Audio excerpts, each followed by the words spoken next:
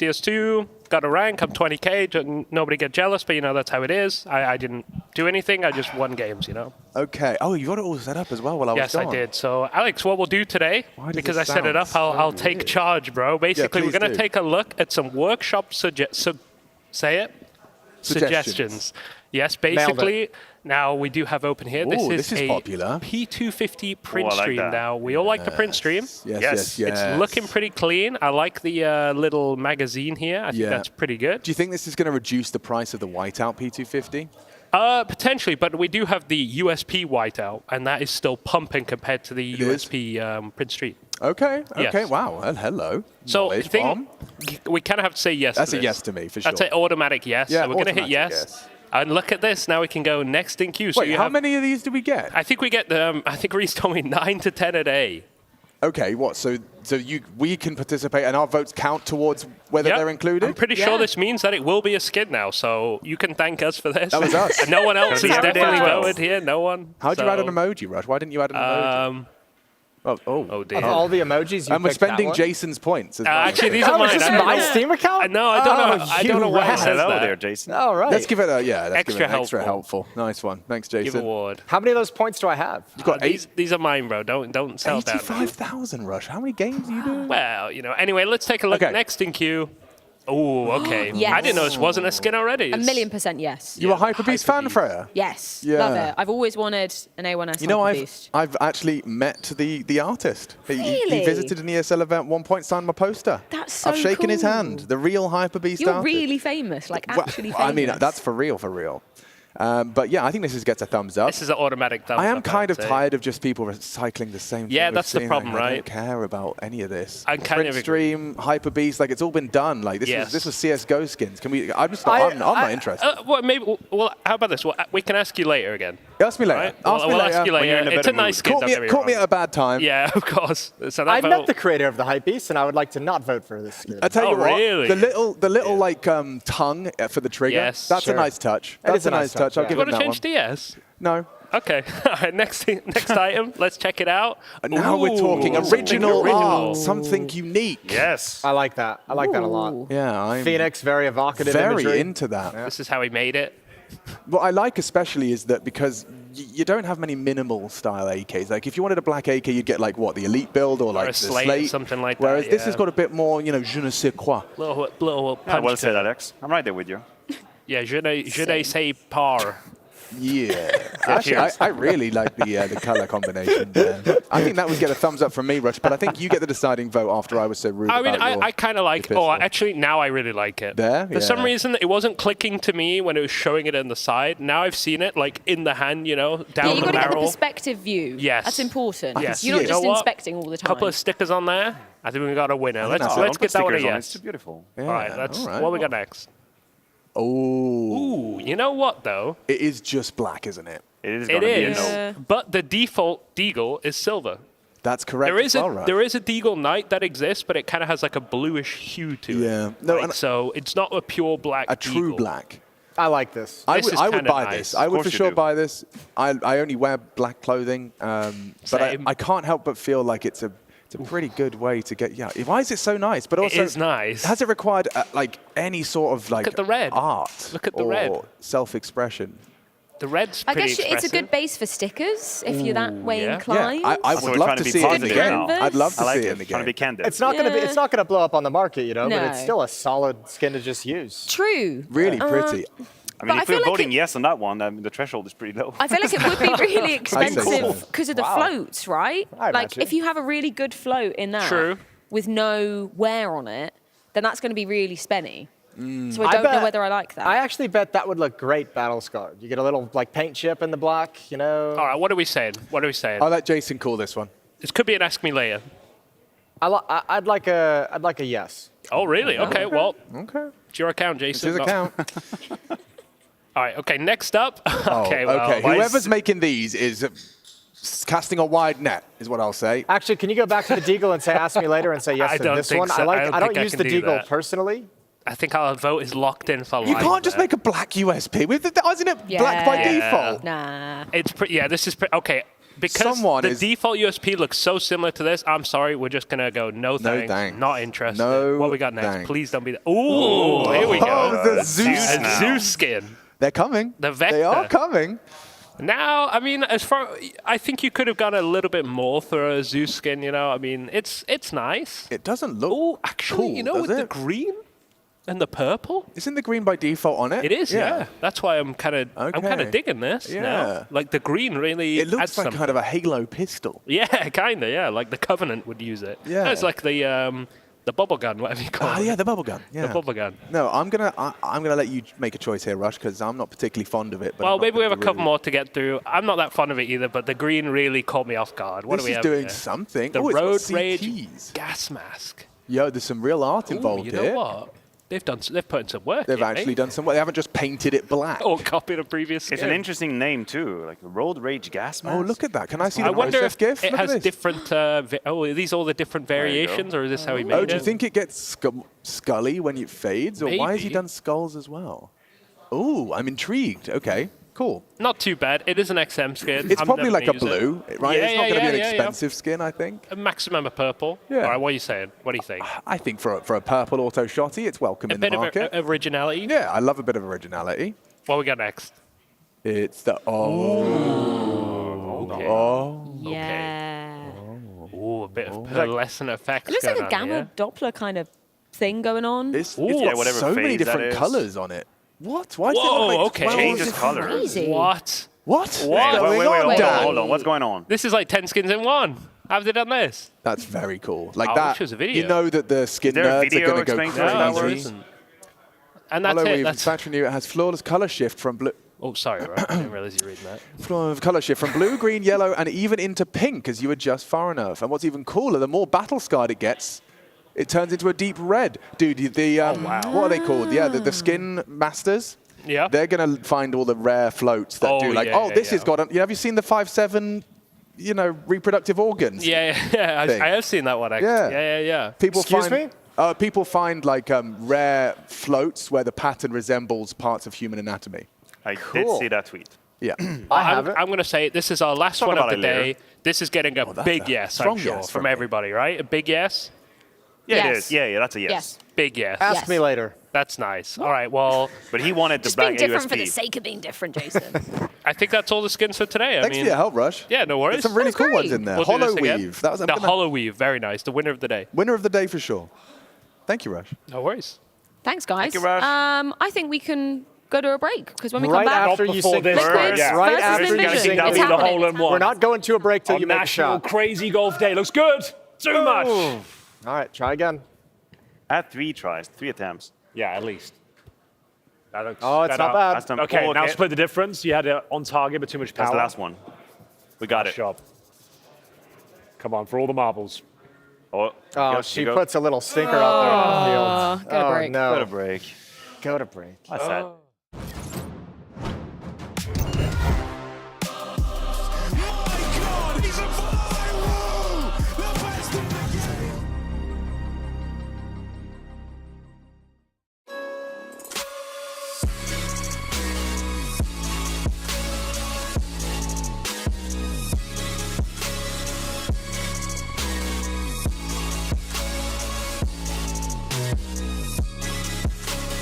You love it, you wear it. What's your style? Get your merch at shop.eslgaming.com.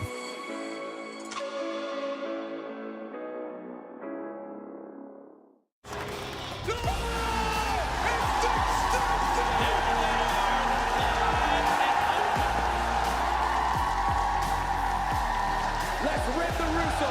One more time. Are you ready?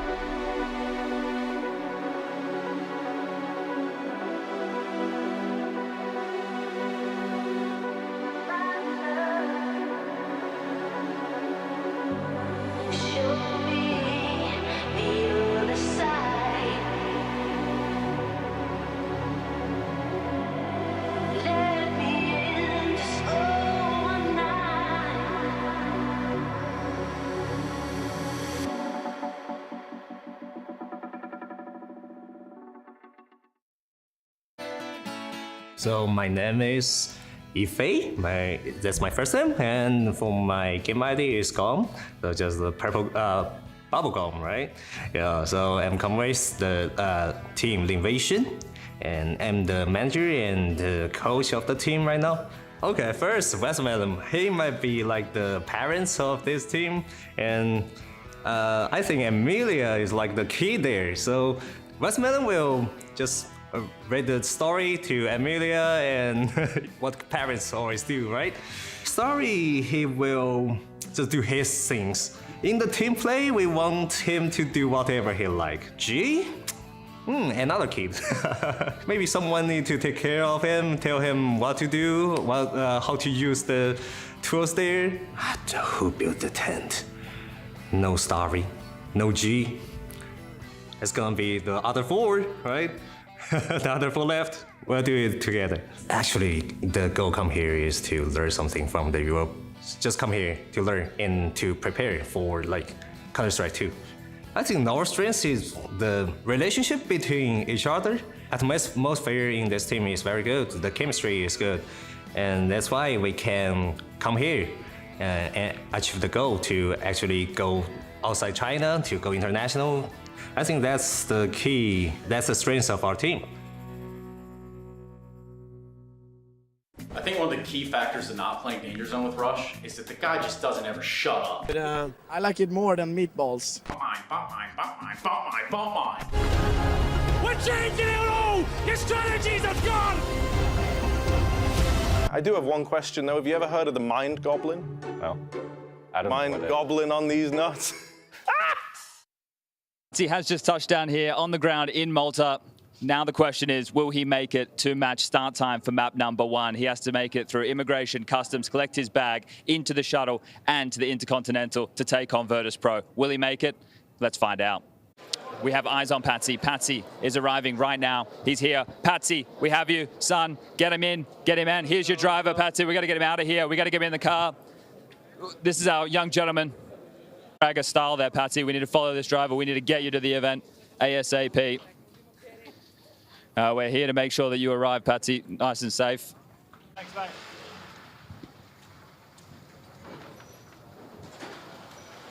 Patsy, we can go in here on the right. Okay? Yeah, I'm good, I'm good. And we can go left here. League Ops, I have Patsy. Can he do his SSD? 2 minutes until SSD. 2 minutes. We were running.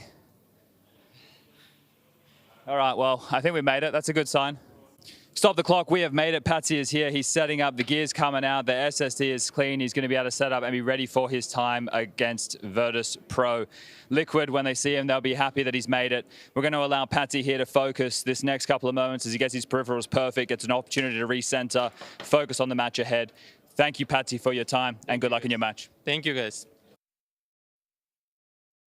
Man, what would Patsy have done without Chad yesterday? Chauffeur, bodyguard, baggage handler, SSD sorter outer. I don't think we'd have sent Patsy in the server without our boy Sponge. I agree, and I think for the future seasons of Pro League, we should offer this package for teams, for the highest bidder. Do you want a chat package? Do you want him to wait for you at the airport, Yeah, get like you a little security? upcharge upon landing. Exactly. Was that Yeah. first class? They wait for you with a car on the tarmac when you go down the plane. I think we should do that with Chad. Yeah, he did a great job. Unfortunately for Liquid, not a great job yesterday versus Virtus.pro. They lost out. Close series at that first map. I feel like they were a little bit sleepy. But, you know, the chaos maybe has settled from yesterday, Jason. Does this set Liquid in better stead today? Yeah, absolutely should. And I think, too, I think even yesterday in their game, even in a loss, I think they played better than I kind of expected them to. I thought Virtus.pro was a really tough opponent, a really tricky opponent, and I think that was going to overwhelm Liquid. So I was happy with it. And maybe, yeah, with the calmness, with not having to just rush here straight to the studio and set up immediately, have a little bit of a better game. Have some breakfast, maybe have some coffee. That does help. Good night's sleep as well. Maybe face Lynn Protein Vision shake. on Anubis, because yesterday that actually got complicated for G2 versus Lynn Vision. Yeah, this was an interesting game coming out of Lynn Vision. I think they did good on capitalizing on G2's mistakes. We've had a couple of crazy clutches. We talked about the G1v3, which was a 2v5 originally. Lynn Vision also eliminates Mirage straight out the gate. That's a good map for Liquid, so that's good for them here too. And we end up on Inferno, which was complicated for Lynn Vision against G2, honestly. But I don't know. I feel like this could have a huge upset potential. I saw it from the get-go, not only because of how Liquid played against VP. It's just a complicated matchup to go up against, Jason. And Liquid has no guarantee at all. You're going to look me in the eye, tell me they've given us a whole lot of guarantees the last few weeks? I think they're going to be just fine against Lynn Vision. Based on what? There's no... Well, based on what are you picking them to win? Because they lost an overtime game against They G2? lost a whole lot of teams. Because we're all excited to see the underdog win a game. Everyone wants the Chinese team to do well. No, I think what they done against G2 and Anubis was legit. That was great. Okay. That was interesting on that. Well, I think Liquid is going to, I mean, they have a little bit more experience together, more experience as individual players. I think actually that the close game against VP was impressive in its own right. They showed some good fortitude in some games where they got down early, lost some close clutches. I think a lot of it goes in the favor of Team Liquid, and I think when you look at this team that they're going up against in Lynn Vision versus other squads, guys like Yakinder and Patsy aren't going to be scared whatsoever to go into these guys, right? Like, against another team, you're kind of held back. You know this is a top team. Against these guys, Yakinder is going to test them. And if he beats it, if he passes that test early, then Vision is in some trouble. Jason, I got a test for you. What's If you up? sink a hole in one, Liquid will win this series. Okay. Well, It's just how it works. that's a lot of pressure, but I think I'm up to the task. Let's see. I don't think you're bending your knees enough. Oh, it was so close. So now they lose, huh? You're right all the time. I can't Bend your knees. believe he's crushed the dreams of NA again, and you at the same time. Wow, I was told you have that to was actually stick- quite brutal. Stick your butt out a little bit. That's what I was told. The stick in the butt is a tactic for you, Maniac. We could just work on these glutes. Yeah. Don't worry about it. And you missed. Oh, come and we gotta go on. to break because Give me one more. These guys. no one more for you. Production are telling me to go to break, Jason. Cut it now Let's before he does go. it. We've Cut got it. Liquid Lynn Cut the Vision camera. on the other side. Cut it off. See ya. Don't see it. Don't show it. Don't show it. 2 angles and Twist will remain supreme.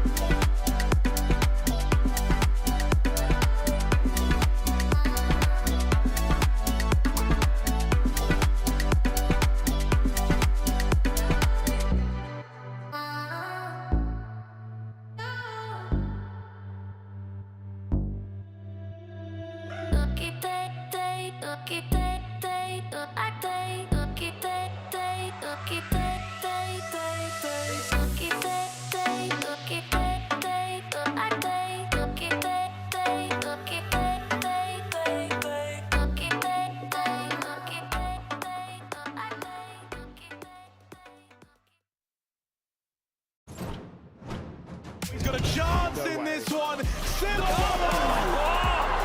it look too clean.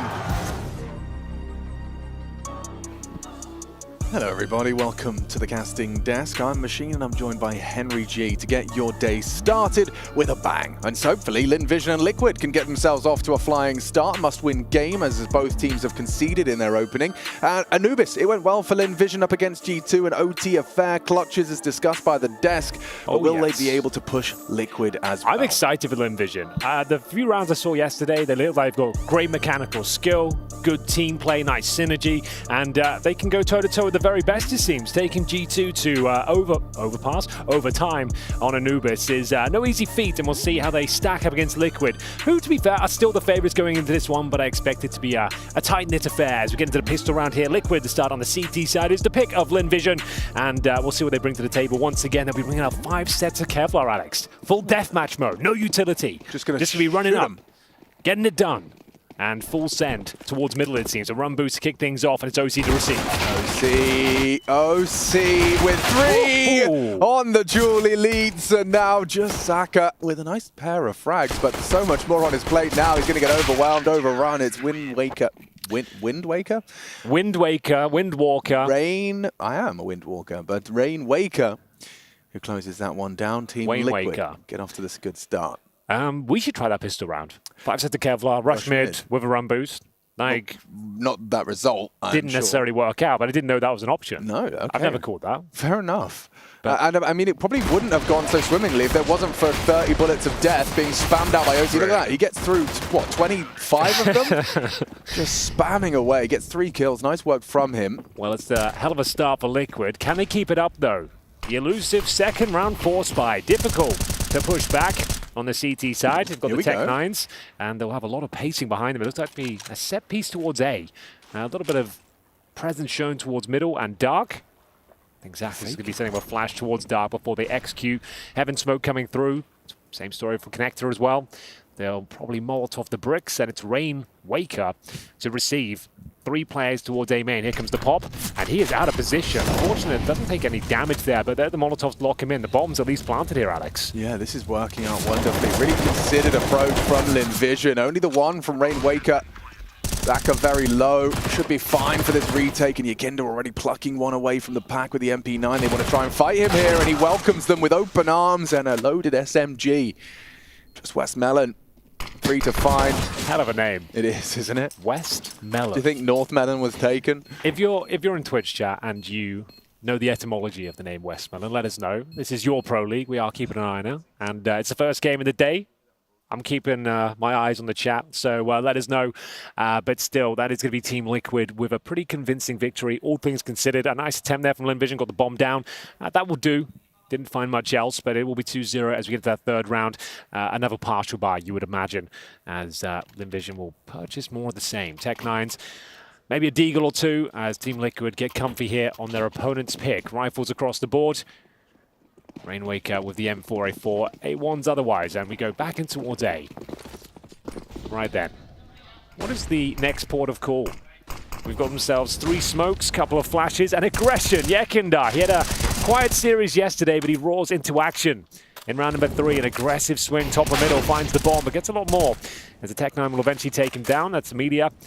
Patsy looking to close things out. Another very comprehensive victory for Team Liquid here. 1 player remains, it's Starry. 17 points of help. He had amazing contributions yesterday, but unable to do much with this one, I'm afraid. Yeah, Liquid have come in with a point to prove, I feel. I feel like that first game for them, albeit, you know, a laboured game, a 4-3 mapper against Virtus.pro, a 4-hour series.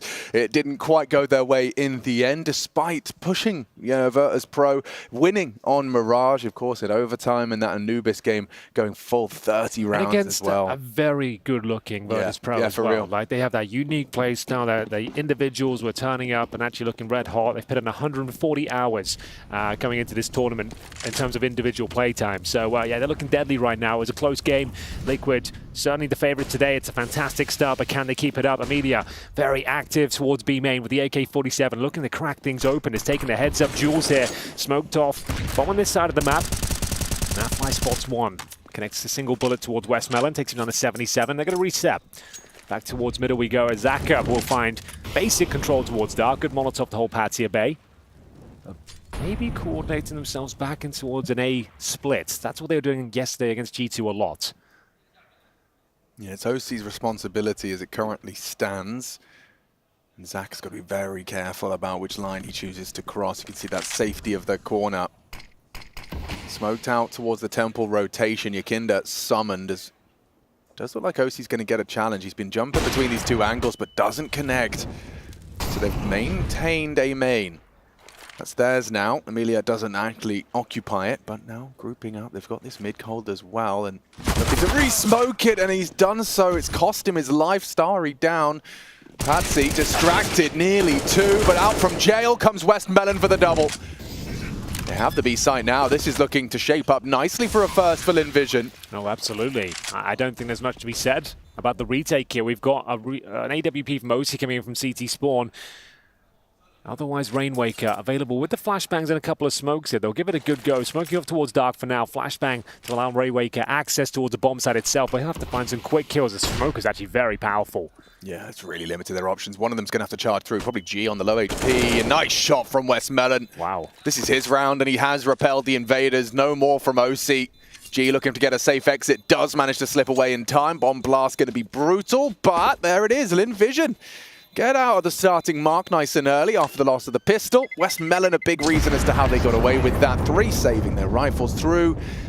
And we'll see Zaka's pick onto Naf. This is the Westmelon double. Really impactful frags, necessary frags. But they've already kind of shown that they can get you nervous on A and nervous absolutely. on B. This team can pack a punch. Like, we saw what Cycling could do last week. And Lynn Vision, last time they played Cycling, they won 2-1. So they're in the same league, same echelon. And maybe even a bit more potent. Time will tell. G2 struggled against them on Anubis after having quite a massive lead, actually. I think they were up something like 14-9 and then end up going to overtime after giving away a 2v5 situation. So we'll see if they can keep it up. It's Amelia going down early to the OC AWP, I'm afraid. A 3-man B stack from Team Liquid gives them an early advantage, and Yekindar probing for more information, drops the smoke, and now it's up to Zaka. Trying to find any sort of space, any sort of control in towards A main, but every choke point is being smoked off just as they challenge. Difficult round, they'll have to slow it right down here. And for now, the bomb's outside A, 3 players there, and it could just be a very basic execution, but Yekindar's not going to give it to them easily. Yeah, look at that timing on that Molotov. Clears close, and Zach has been isolated. Oh, that would have been quite the double up from Yakinda. G, lucky to get away with that one. But the price is heavy. Already losing 2.5 members of your squad. Starry had a tough time.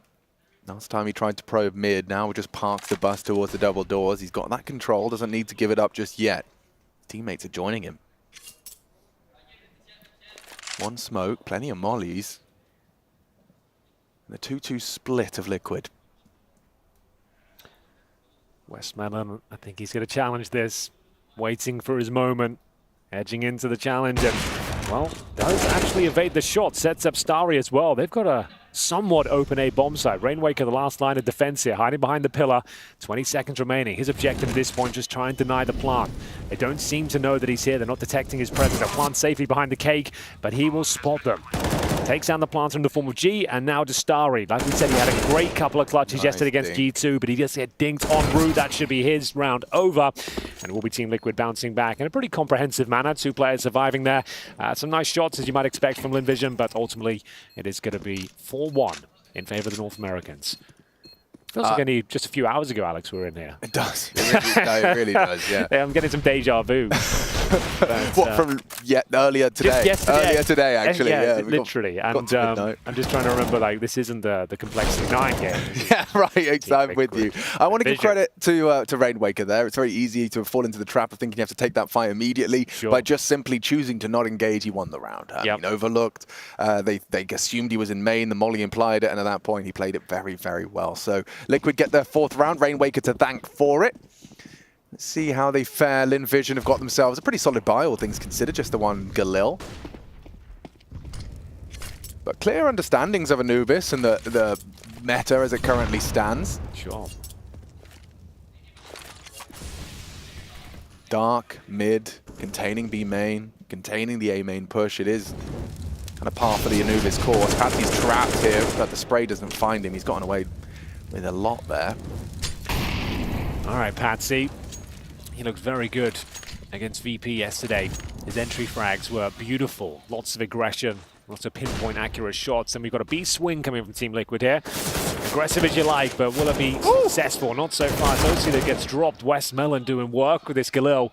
Finds in the man advantage, and Amelia, that's another great shot in towards the heaven position as well. Looks like they might have done enough. 4 versus 2. Trying to get away without further casualties and transitioning through T-spawn. That's the bomb as well, so don't need to heavy commit to this one. They've still got plenty of time, Alex, and they want a bit more information as to what the CTs are up to. You can see Zaka holding off those rotations towards Dark. Both CT players remain on the B bomb side for now. So round should be done. They're just making sure that everything is converted in the correct manner. Yeah, and that's just the life of an A anchor, isn't it? Rainwaker, he hears all this action, his whole team's pushed B, 2 people have died. Right. You peek for you just look for an answer. You're like, okay, I'll have a glance at A main. You lose your head, you lose the round. And that's the other way. You know, you've seen both sides of the A anchor lifestyle. On the mid split, of course, managing to win the round this time. Loses his head, and the round falls into place for Lynn Vision's 2nd. Not too shabby at all. Westmelon, a highlight already. 2 highlights from him. Yeah, it was a nice aggressive little swing there from Team Liquid, just as they got a bit of an advantage. I like the move, but unfortunately the shot's not converting for them. It's Westmelon that absolutely dominates with this Galil. Beautiful shot on OC there. Takes down Nap as well, but this is where the round was decided. Amelia helps himself towards A main, and bear in mind those are right-hand peaks every single time. So you have a bit of an advantage as you make way in towards A. The T's love just taking dry challenges on that side of the map, especially when you know it's just a rifle waiting for you. So impressive work, and like you said, a good understanding of how Anubis is currently played. That's a very common maneuver in top-tier CS. So there we have it. Yekindar will save the AWP. Patsy with the AK. Money is rather weak for the North Americans here, but there is a buy available. Whether they'll fully invest is yet to be seen. But Lynn Vision, they're aligned. They are starting to look dangerous. It's going to be even more dangerous for Liquid if they concede what is a thrown-together smorgasbord of weaponry. A little bit of everything there. Yeah, you're right. The MP9, 5.7, AK for Mass. It's eclectic for sure. And we will see the OC Orb save in the previous round as well. Contact play towards B main potentially. Setting up a bit of utility here. Flashbang provided by Amelia. They've got 2 players at the mouth of B. Did they swing off this? Straight up? I think they do. Yeah, Patsy holds and perfectly sprays down the commitment. Naf with the underhand flash. Patsy was so poised and ready for that. Despite the lesser weaponry, that one AK-47 sings in the hands of Patsy. Oh my god, he's hold on for another. Zaka thought he could have caught him there. Instead, Patsy finds and posts his 9th. Looked like a potential 4x3 moment, and his teammate had to say, "You saw him, you saw him!" And he gets away with it, so no harm, no foul. 4-on-2. They won plenty of these yesterday, honestly. Like, no, all jokes aside, like Lynn Vision are deadly in these sort of scenarios. They can make these round works. We'll see what they can make of it here. It was G who was the star of the show yesterday. Can be very difficult to break this. You can't help but feel that the fight with Rainwaker is more favorable than the one against the OC Orb, but Rainwaker typically on A. They've dispatched OC there. This is the fight we're discussing, and switching between burst fire mode at the wrong moment there. Amelia gets away on 1 HP. OC now poised at the powerful angle. He should at least have one hit. Oh, he's just looked away. That is agonizing. As now OC's calling for backup. They will swing through. G. Okay, unable to punish. OC racks him up. A nice double from the AWP. Rainwaker gets the sweat off of his brow after a bit of a fumble on the FAMAS. I was about to say, it feels like we need a tactical timeout here, Alex. Things starting to be established here. Team looks good, looking dominant in these gun rounds. There's 2 rounds to Lynn Vision, but that 4-on-2, they only pick up a single kill. OC makes light work of them towards A, and now the money becomes a bit of a question mark. They again do have a buy here, but it'd be 3 AK-47s, a Galil 2, a Tech 9. They might just want to have to having some full gun rounds here. Like actually have AKs across the board in an AWP. That's been a bit of an issue for them, especially on this T side. It's considered a terrorist favored map. They are going to be purchasing up, at least for now. I'm not sure if everyone will join them here, but there it is. It will be 3 AKs, that aforementioned Galil and Tech 9 for Westmelon. So they're yet to really have like a full gun rounds here, but it's certainly serviceable. Round 8, bear in mind, this is the lower bracket, not the last chance bracket, but day 2 here. Group D, Alex. Yeah. 4 weeks. 4 weeks, and we were just looking for our last 4 teams to secure the playoffs. Boost up, no smoke, and still peeking on the elevated angle. It does catch OC off with the first bullet to the face. Yakinda, he takes a risk to try and equalize. It costs them a second. Lynn Vision accelerating now. I think these are the sort of rounds they need to deploy. Just group up, drop a gimmick, a novelty play, get a pick. But Rainwaker, he's making things a lot more complicated. A similar attempt, but not the same effect. As you see, go to a 3 versus 1. And just to talk about that mid boost, Alex, like a lot of people think it's just for the smoke peak. Yeah. You can actually use it like they did then. It's just a very difficult off angle to challenge, especially if you've got the AWP. You're just focusing on that tight corner and the lower angle. If you boost it up, even without the smoke, it's still an interesting peak and led them to that opening frag. Yeah, I mean, you saw it from OC's perspective. I think that was the best way to see it in order to explain what you're talking about there. So bear that in mind for your games at home. Don't have to wait with the smoke. The boost is still viable otherwise. You can see it's a great, beautiful angle. It's a difficult shot to replicate, to be honest. If you hit those sort of shots, fair enough. But that's a wonderful display from Starry, who continues his dominance in towards the A side. Yeah, OC didn't see it coming. as we get into round 8 here. Patsy will save at least the AK-47. Money is a bit of a question mark for Liquid now, as Lynn Vision tighten the gap. We are going to see, what, 2,600 per player? I think this is eco territory. There's only the saved AK. Yeah, because I guess Patsy's on 1,400. He would like to invest a bit more to get utility. Maybe they do join him. I think they are. They are. All right, so we've got 2 pistols, an MP9, and then Patsy and Naf. Oh, Rainwaker's just done 2 smokes from CT spawn. 2 from CT spawn. They're in the air. T-stairs smoked. They're doing something aggressive, Hank. They've got to be. It's pushing dark. Yakinda's got a lot on his plate in middle, though. Yeah, I think they smoked rugs as well. So Steps and rugs smoked. Trying to Black box on boat. You have no idea. And Yekindar with an ambitious angle with the Deagle. He will be smoked up as well. That's incredibly powerful smoke to drop on the T side. That's mid and half. CTs have to respect it, and they're going to be stacking their options in towards A. Patsy being active on this side of the map, knowing they're losing territory, information elsewhere. He at least confirms it's not going to be a B execution. He can hold that side of the map for now. Look how paranoid they are after those double smokes. Nothing to report from Amelia. But yeah, they're still worried about T-spawn. Of course, they haven't been keeping track of that B player. Patsy's burrow deep into this corner now as they look to return. Patsy, this is your moment. What have you got for us? Got the best gun. Oh, he just averts his gaze. Just a sack around the corner, and that was a chance for OC. Not an easy one, but the 5-7 doesn't quite find the back of the head. Yakinders makes Westmelon dead. G-Zorp onto Naf. Yakinda noted on the site. Bomb as well, committed through the B main. Rainwaker's rotated through. Long range on the MP9. Woof, they are sharp, aren't they? Absolutely. You can't take that away from them. Yeah. If you give them the opportunity for a headshot, they're going to convert it each and every time. They're a very skilled team, as you can see. Like, not many misses here. Even the sprays are deadly accurate. The snaps are insane. And we will see Team Liquid's force by pushback with no real problem at all here for Lynn Vision. 5-4, round 10. Closing the gap now has to be the eco for Team Liquid, I'm afraid. A Desert Eagle at the top end. And we'll look at the scoreboard as well. It's Patsy. Great showing yesterday. He's at the top now with 9 and 2. Yekindar beneath him. And we have got Naf 1 and 5. The only player that's not really turned up to the series so far. Elsewhere for Lynn Vision, it's a pretty even affair. Westmelon, Starry, Amelia all at 6 kills. Good team effort. And they'll continue to dominate middle, Alex. These shots are getting ridiculous. NT, get away, G. Oh, they're running at him. There's a gap in the flames. Don't want to lose the AWP. That's Zaka saving them from a little bit of a lost rifle and a more uncomfortable round. Everything's fine now. Things will slow down. Westmelon, he's not shying away from a duel, and Zaka kills his teammate. Lads, that's fine. Everything's fine. Just a bit of a team damage, taking Westmelon down. But yeah, it was just that Deagle from Yakinda, so nothing particularly threatening out of Liquid, and they're going to get themselves the necessary 5th round, but also 3rd consecutively. Yeah, it's Starry. Gets his 2nd kill of the round. Poor old Patsy remains. New Boy will have nothing more than the USP. No Kevlar. Guaranteed round for Lynn Vision. We tied things up 5-5. It was a 4-1 start for Team Liquid, so it's on a drop off now, but as we always say, it's a T-sided affair.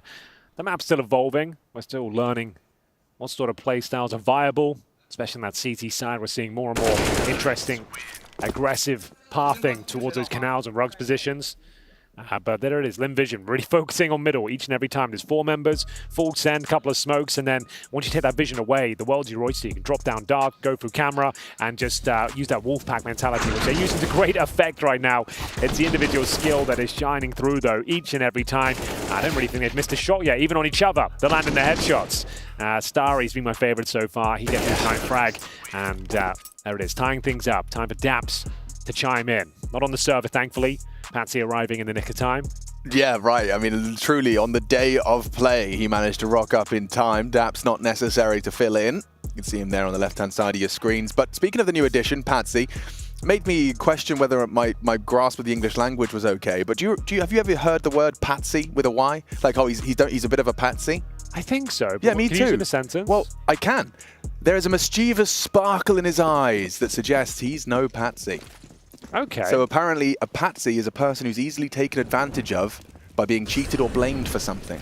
a patsy. All right. Yeah, that's a fun fact for you. I knew there was a word, I just didn't know what on earth it meant. Well, there we have it. Yeah, it's from Vaudeville Act, whatever that is. Vaudeville Act. Fun to say. Yeah, I like that. Wow. Different flavor to this round, Henry. Yeah, it's not as fast-paced. They're not grouped up as much, and this is more of a flat default. So this is more traditional Counter-Strike from Lynn Vision Gaming. You can see Team Liquid on the back foot, though, Alex. No defuse kits, no real helmets. They've got, what, 1 smoke each remaining. It's times of austerity here for Team Liquid, as we see them once again be challenged towards middle. The Molotov dropped by Zaka to obtain some A control here, and he might just do so. He's at least removed the vision for the CTs. And they'll start to progress towards those double doors. Starry, once again, such a nuisance in this position. A master with the AK-47. Surgical with the weapon.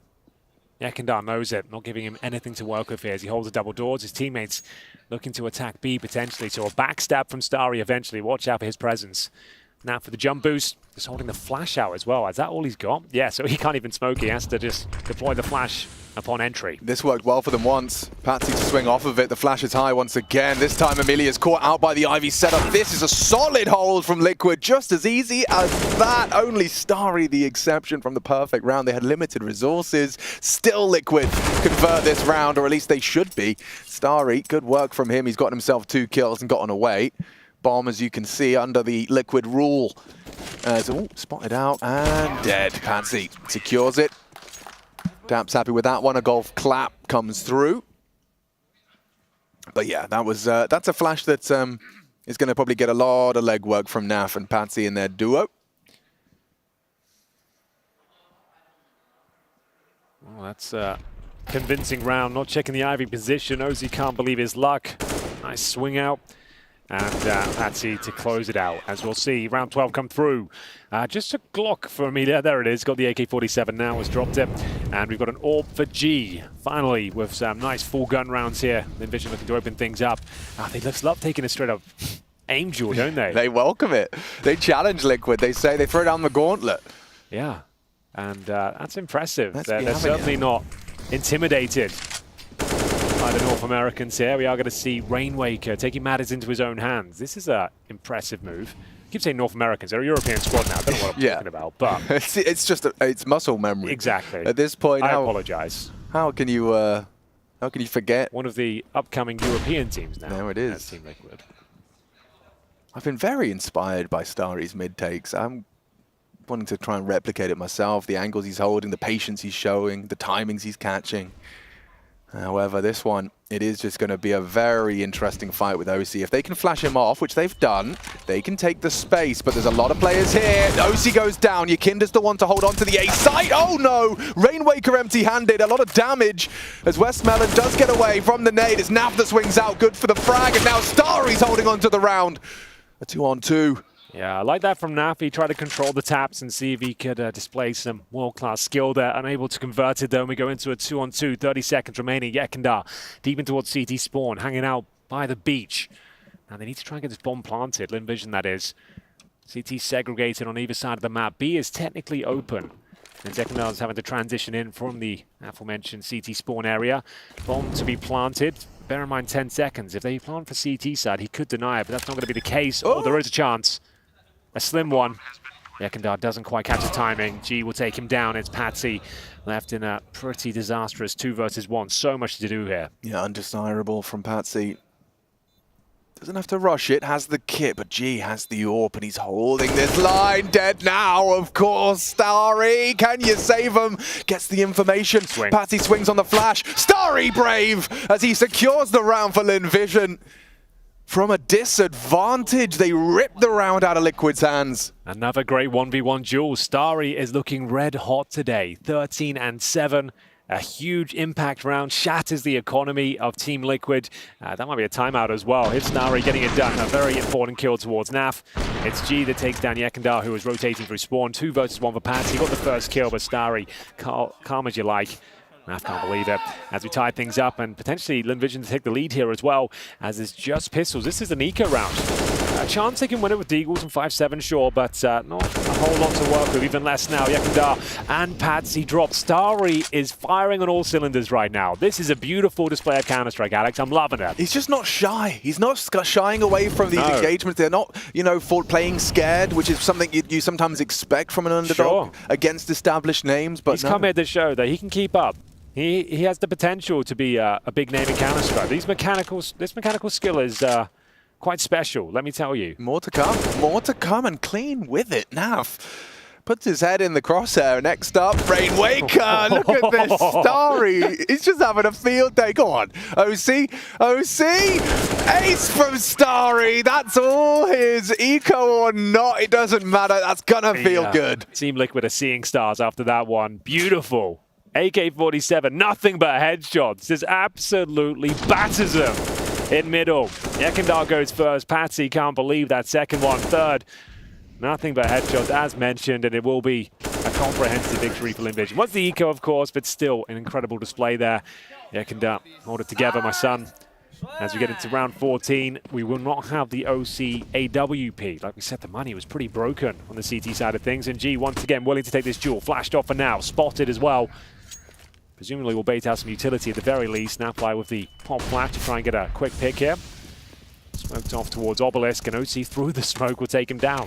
That's a gift. That is a gift for Liquid. Okay, so you've got that man advantage. Objective now, not squander it. The watch out, because Starry's in the kitchen and he's cooking. Up mid, OC does catch him. This is 2 big impact frags from OC. Gets away without conceding. Limping now is Lynn Vision, and even more so now Zaka. He pokes his nose into A to investigate, and he gets a bullet, sending him back. Oh, double dink, but Westmelon hits it. So they have taken down OC. If they could get past this 2-man A-Heaven setup, nice rotation from Yakinda. Well, the damage has been done. Can Team Liquid get back on their feet? It looks like they've done enough here. No problem whatsoever. It's the A split that doesn't really work out for Lynn Vision. As soon as they slow things down, Alex, as soon as they get into a sort of default, they seem to kind of don't pack the same punch, you know. Let's just group up. Let's just kill them. That's all we need to do. Let's let Starry off the leash. Just send him in mid. That's all we need to see here. Unfortunately, it was that first kill through the smoke, right? But OC delivering the goods. Without the AWP this time, Yakandar had a difficult series against VP yesterday by his standards. A couple of good maps, but yeah, it was notable that he couldn't really get going to his standards, and looking to bounce back today. Certainly the favorites going into this series, but Lynn Vision, they are putting up a decent fight. 7-7, who will be taking the lead at half. Go on, Starry. Give us another one. Give us another one. Versus Starry. He's running and gunning. He wants you, Yakinda. Yeah. Oh my god, dude, how much damage are you going to take? Chill. Your teammate's molly as well. So he's just tanking team damage. Yeah, he was really bloodlusting. I think he thought he caught Yakinda out, but does back away into camera safely. Look at the reaction from Liquid. That pressure has forced 3 to rotate in, and Naf's the one to profit. Zaka down.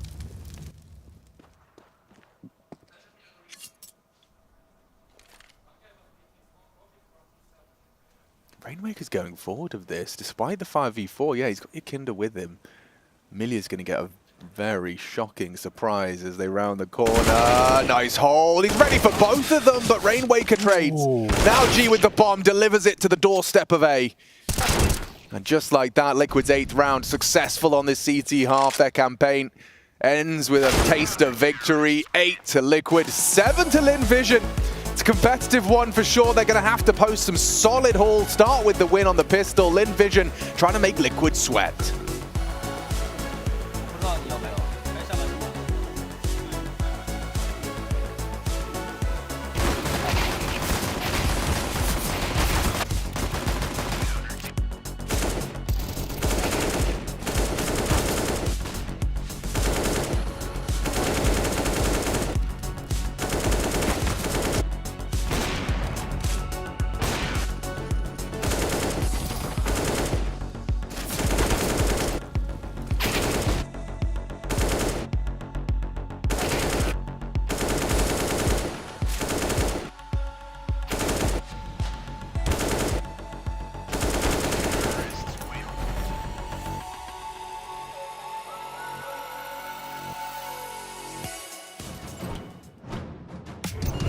side. Padian nails the shot. 3 kills from the captain.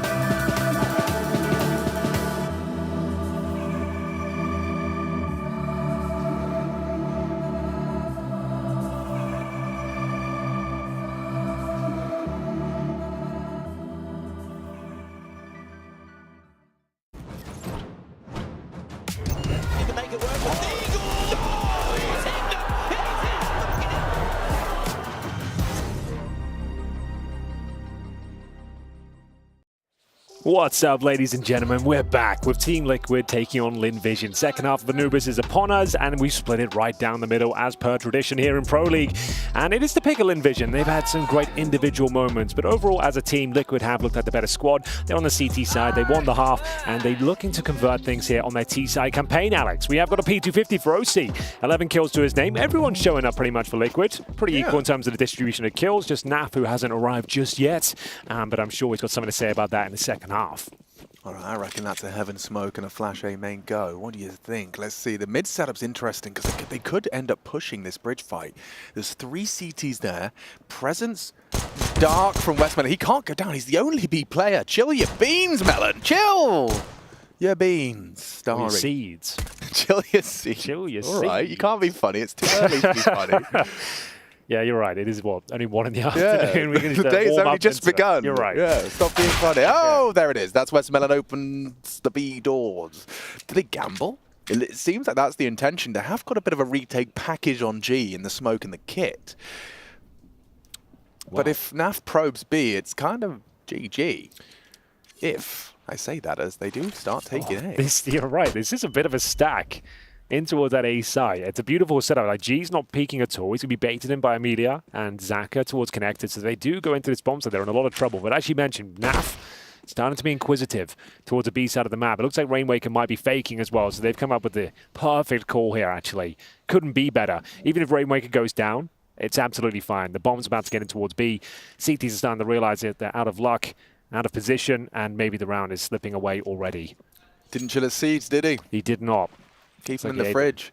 Can you eat the watermelon seeds? Are they like fine? I probably wouldn't.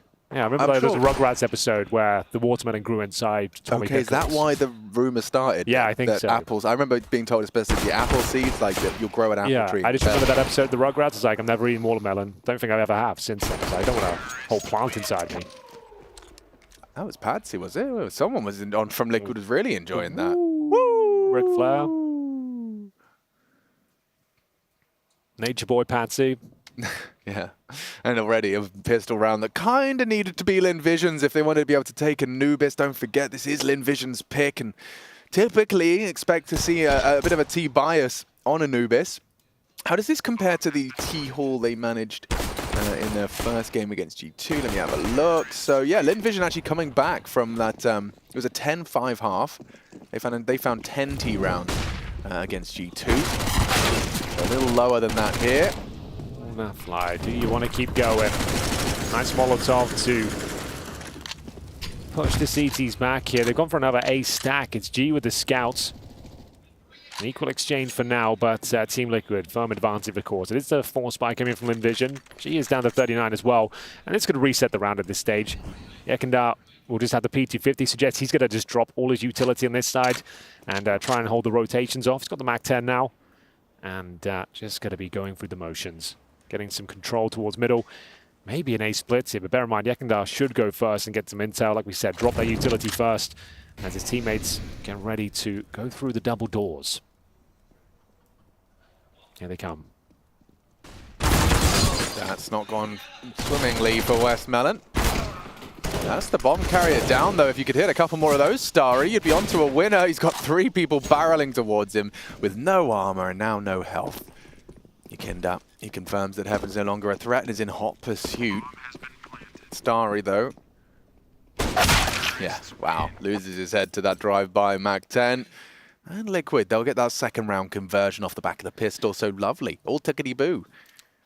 Yeah, it's about all you could ask for. Is that really the score? I knew Starry was having a good half, but I'm looking at the scoreboard. He's the top of the table for the server. 19. Yeah. Next highest on his team is 9. A 10 frag discrepancy between 1 and 2 right now for Lynn Vision. And as you discussed, it was impact rounds. Yesterday we saw, I think it was Amelia and G having some high impact rounds. This time it seems it's Starry's day in the sun. But right now, yeah, it is just a Desert Eagle and a flashbang for them into round 18. A rush, I'm afraid. Round's already over as they've been Molotov'd out, all 5 players at the right side of the map, but they can't break through the choke points. OC to mow them down with the Mac 10. Rainwaker chiming in with a well-placed HE grenade, and that's going to be it. 11 rounds on the board. Team Liquid looking comfy here in the second half. They are going to go up 3-0. Money will be online, though, for Lynn Vision going forward, of course, and will be indicative as to where this second half is going. There's some to drop off in terms of pacing here, but obviously just the pistol in the second round force buy that's eluded them so far. This is a bit of a non-starter with just the USPs. G and Starry to remain.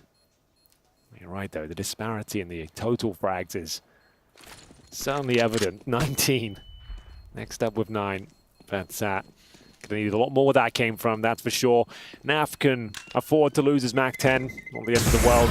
Bit of a bonus situation as well, Alex. So they're going to have 3 Mac 10s and a Galil for the first gun round. They might throw one away for an OCAWP, to be honest with you. That would make sense, just to give it a bit more oomph going to round number 19 here. Or they just go for the full bonus and full send in towards middle or something like that. Yeah, full rush. I don't hate that idea, especially because, you know, Lynn Vision are going to probably be starting their first gun round with a lot of ideas of a default. They're going to be starting with an expectation, and you can just subvert that. They did go for the AWP. Okay, so there's the oomph. You got the oomph. And we've got ourselves first gun round. Second half, first map, first series of the day. Group D, day 2. Starry pushing, Westmelon trading. They've got the advantage with the dark push.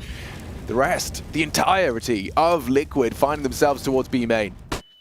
Eat that flash. OC doesn't fall into the trap, but pulling the trigger. Hasn't revealed the AWP's presence just yet. Right, doesn't matter, does it? Gee. Yeah. Nice round. Bonus situation here for Team Liquid, but still a convincing start. Lynn Vision opening frags are theirs, no problem whatsoever, but still a few more twists and turns, I reckon. Now Fly setting himself up for a solo play. Grabs the AWP here. Can slow it right down. Rainwaker, 15 kills. He's had a great tournament so far. Yes. Like, he doesn't get too much of a mention in this Team Liquid lineup. He's one of the few players that's not a household name at this point, I would say. But in this tournament especially, I'm noticing his contributions with the rifles. Like, he was top yesterday in the series against VP. Yeah. And that's no easy feat. No, he's getting settled in. And I think one of the main core features every time you talk to him is about the language barrier. It's a big adjustment period to go from communicating in your native tongue to communicating in your second language. And that will create that kind of brain lag and the lag that's visible in communication across the team. But he says it's getting better every game, every day. And I think at that point, when you do have a bit more comfort with the comms and what you're hearing and your auditory processing, wow, did it. At that point, you can start performing at your A level.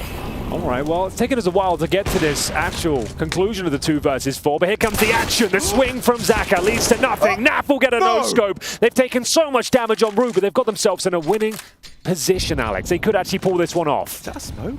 It is. How awkward now. You got to push through. Naf's got the AWP line. Oh, he hits the shot onto G. No! Oh, that is a 2 versus 4 from Liquid. It took us a while to get there, but it was well worth the wait. Team Liquid converting some beautiful shots there. I want to see the no-scope from Nafly. How did he pull that one off? It was looking so good for G.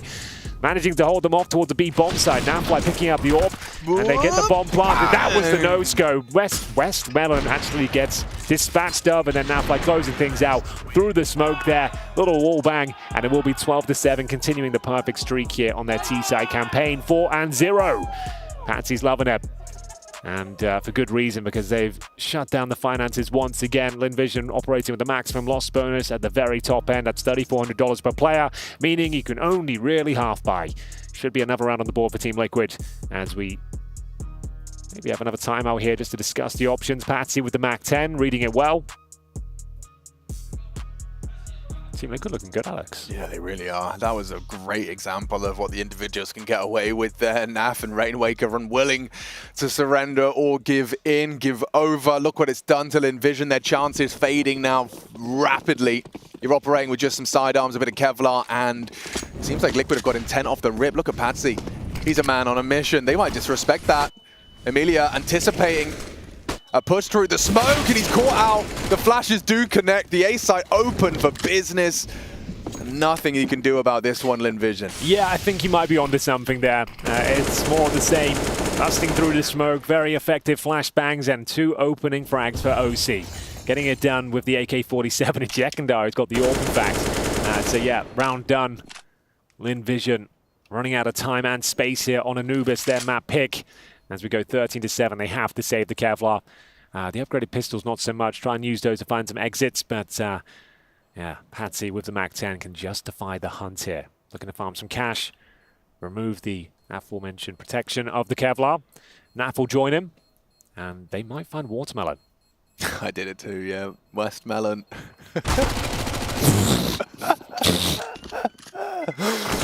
Yeah, it's gonna happen. It's gonna happen. Especially when you're reading it from a distance. It just, your brain's gonna fill in the gaps. Yep. You know, it starts with a W, ends in melon. Westmelon, as in, on a compass for some reason. Westmelon. It's a very unique name. I'll give him that. I will. Name of the tournament. Name of the tournament. Like so Tony Black used to be my favorite. Yes, but Tony Black. Westmelon is the new #1 for me. Certainly better than Quebecan. Yeah, true.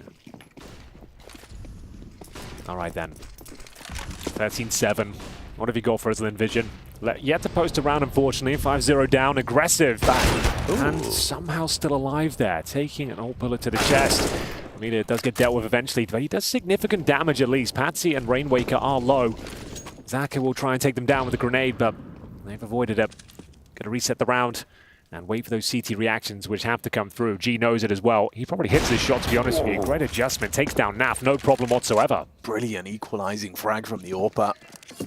Need a whole lot more of that. It seems like they're accelerating. Looks like Yakinda's made the call. They anticipate a relocation of that A main player on their right. Zach has gone, long gone, and now they've lost A. They've lost A completely. He's calling for his teammates' help. Already, you got to push through that smoke or go all the way round. Oh, it's awkward. And they've even got Patsy on the late flank. This seems like a liquid round. That foreboding feeling. 3 through the beach. A very nice flank towards the camera position. It's going to cut down Westmelon as that smoke fades. It's bought so much time for Yakinda. Full retake. They are low, though. If you can hit a couple of shots, and oh, Patsy spotted out Westmelon. Oh, and he didn't finish him off. Still does so through the smoke. Now they've got a real awkward situation ahead of them. And they do, yeah. Retreats, unfortunately. It's the Western Melon that goes down first, unfortunately, and his teammates will follow. No choice but to save. And it's Team Liquid just running away with Anubis at this point. They were the favourites going into this one, but we expected a bit more pushback, especially in the second half after taking G2 to overtime. But it's testament to the great game Liquid are having so far. Patsy couldn't quite convert the first shot, but through the smoke, he makes up for it. And there it is, saving 3 guns at least. He got the AWP for G, but really can't afford to give much more away. Yet to post a CT round, 14-7.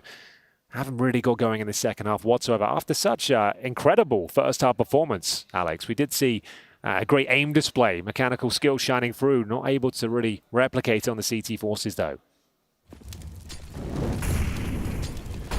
Not yet. I'm running out of opportunities to do so. The save has facilitated another chance. It'd have to be one hell of a defense from here on out. Everyone in chat is saying Westmelon means watermelon. I don't know if they're trolling me. I tried to look it up, mate. It looks... You probably are, but a few people are saying it with conviction. If you know for sure, please elaborate. Give us some more information. Google is failing us here. Yeah. But if that's great news for me. It means I didn't actually mess anything up. It was actually quite clever. Yeah, if anything. All right, then. Well, something quite clever required from Lynn Vision as well. A 3-man B setup, the perfect call. Execution coming in, Yakinda towards Dark, his teammates execing on the bomb site otherwise. Yeah, that's a great first fight from Starry. Continues to rack him up, but Yakinda out the dark smoke strong. Self-flash, Starry off kilter, Zaka 1. Starry trying to step up, does go down. It's the Amelia double that's got them into the one-on-one as OC takes him out. And so OC with the bomb on his back, and G, the clutch master from the first game against G2. Now it's G versus OC. Go on. And G2. And OC. All right, G. You've got a full belt of utility. Unfortunately, you couldn't be further away from the plant. That is a big problem here. I couldn't be further if we tried. He's going further, actually. Yeah, okay. So that's burned, what, like 15 seconds before he even arrives at the scene of the crime here. OC has got a huge advantage. Smoke it if he does Molotov main and then maybe smoke it, like, let's smoke the bomb, Molotov main, there's something there. That's the only way he can win it, if you ask me. Time will tell. I'm excited for the prospect of it. Looking for that first CT round. Kind of has to go for it, considering they're 1 round away from map point. There's the flash. Smoke the bomb, maybe. Molotov. There's the smoke. It's the perfect setup, Alex. It's all he had to do. OC's low. He can't even go through the flames. He's trying to take pot shots, but it's an AWP through the smoke. G just crouching ninja defuse under his nose. The only way he could win the round. He had all the bits and pieces required. He just had to piece them together. And yeah, beautiful work. Not much time. He was on the other side of the map when the bomb got planted, but it's by virtue of the utility that Lynn Vision find their first CT round. Obviously, there's not really much he could have done about that. He didn't play it badly or anything like that. He just assumed he wouldn't have smoke, incendiary flashes, and everything else to go with it. Yeah, he did use every single nade on his belt. Get that one across the line. Is there a way they can replicate that, or are Liquid just going to go straight back to their winning ways? Starry. So horny for the frag. He's been punished for it. Just goes wide into the AWP. OC greets him with a smile and a bullet. G dispatched towards the A main. A smoke makes his job a whole lot more difficult, and he's been given extra nades to continue to barrage the A main push. Maybe they can molly as it fades. He can hold the tight line, and he's got Amelia with him. Holding just this sliver gap that Amelia's crosshairs bang on the money. Rainwaker deleted by that pre-aim. They know there's 2A now. That's a lot of information. The barrel sticking out, but it's Amelia that then chooses to take the fight. 2 down, a man advantage. Westmelon was rotating off, but as the noise is cut, realizes he should probably get back over to that uncertainty that is B. Good flash, slowed him down out of the dark. Westmelon holds strong. This is Lynn Vision back to their winning ways on the CT side. So I'm getting a live update from the Twitch chat. Alex. I know we're trying to get answers for this whole what they say? Westmelon, watermelon situation. So the etymology, from what I can gather, is that watermelons do not grow natively in Asia. So they import them from the West, a.k.a. West melons. Oh. So they have their own kind of melons, but they want the big green, lovely red ones inside. It's a West melon because it comes from the West, I think. That's what one person said in the Twitch chat. That's good enough for me. That's the only source I need at this point. But that's what we've got. That's what we're coming up with. That's what we're sticking with for now, unless you can do some better Googling than that. Well, doesn't look good from the first page of results. No, it doesn't. It says here, China consumes the world. No, that doesn't. That's not a good English. I'm not going to read that one. But watermelons are apparently very popular in China. Very popular. Yeah. Why watermelons are so significant in We've China? got our best man on the case. Chad Birchall is coming in live and direct. He's found us some sources here. What are Westmelon and Southmelon? A short and sweet post for Friday. Watermelon is named Westmelon because it was first introduced to China via the neighbors of China on the west. Okay, yeah, we're pretty much there. There we go. Pumpkin was introduced via the south, so it's named Southmelon. So watermelon is Westmelon, pumpkins are Southmelon. Today we learned. Learning a lot today. That's actually one of the best segments we've probably done in Pro League. Honestly, I mean, it's quite good. Informative, it's insightful, and they've lost this round. It seems maybe even the map, as we've just been witnessing round, or rather fight by fight, being taken and lost across the map. A team ace for Team Liquid. They get themselves up to 15. We appreciate Twitch chat for educating us. That's what you're here for. Yeah. He's always watching. Twitch chat's always right, you know? And honestly, they are. This is the first Pro League I've kept my eye on at most games, and most of the time they're pretty spot on, guys. So join in. This is your Pro League this season. We're trying to involve Twitch chat a bit more. And, well, not much left to say about this map, it looks like. Team Liquid looking to close things out, 16-9. Money is broken, to say the very least, for Lynn Vision. And $2,500 per player. It's series point, map point, I should say. And they'll have to buy. There's no saving here. Team Liquid got a wide open net. Just got to convert the goal, and we should be out of here. But it's never ever that easy, I'm afraid. Finding number 16 could be quite an elusive round. Lynn Vision, a very skilled team, and they're going to be proactive with these Desert Eagles, looking for the opening kills. We'll see if they can keep us here a little bit longer. Well, not going to be fun for them. They can give it a go. It is going to be a nice, diverse cast of weaponry. OC, he's feeling himself up for the peak, up for that early post, pre-aiming the jump, but nothing given over. It's that SMG in Westmelon's hands. Yakinda's going to pop through this. He's out into the site investigating the setup. Westmelon has no idea. Not a single clue. And now he's trying to throw the nav flash, but he's sticking out like a sore thumb. Trapped in dark. The Molly's going to limit his options. Starry, what can you do? It would have to be heroic. It would have to be gargantuan. One. Insufficient. The Deagle makes it interesting. Zaka beheads the Orbar, and he can't get the second across the line. Yakinda, too good. There was a chance there. There was a world where he gets a couple of 1-digs, but it's G. Left in a 3 versus 1 bomb down. He's got a smoke, but no kit. 8 kills to his name. A quieter performance. Yesterday, he was lights out against G2. AWP was very impressive, but I think we might be done here, Mr. Machine. I think you're right too, Henry. I think this one has concluded. Team Liquid holding on against Lynn Vision's map pick. Fires off some shots into Patsy. The fact he gets away really reduces his chances to 0. Yakinda holds, does go down, but the time against him as Rainwaker secures it. A 16-9 to start off the series. Not done yet. Liquid trying to hold on in this mid bracket. And the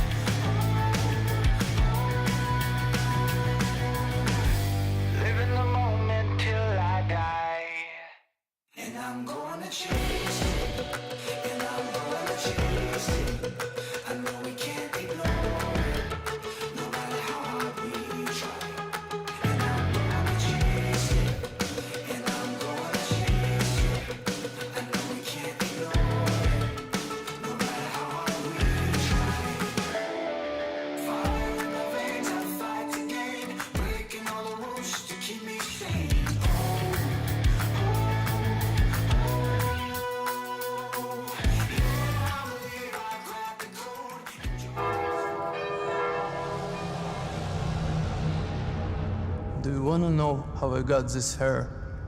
My star player was a tilter, filled with rage. He likes my hair though. He even grew the same cut. But one game, he goes a little crazier than usual. I got the demo to defend myself, and he doesn't like that. Not one bit. So, me watching, he goes and grabs blade, laughing while he does it. He turns to me, and he said, "Why so serious? Why so serious?" Blade sits down. "Why so serious?" He loads the demo and says, "Let's see what Blade finds under that thing." Okay, what do we have here? Oh no! They said I was 70 IQ, kicked me from the team. So, I cut my hair to start fresh. You want to know how I got this hair? 20 years of North American Counter-Strike.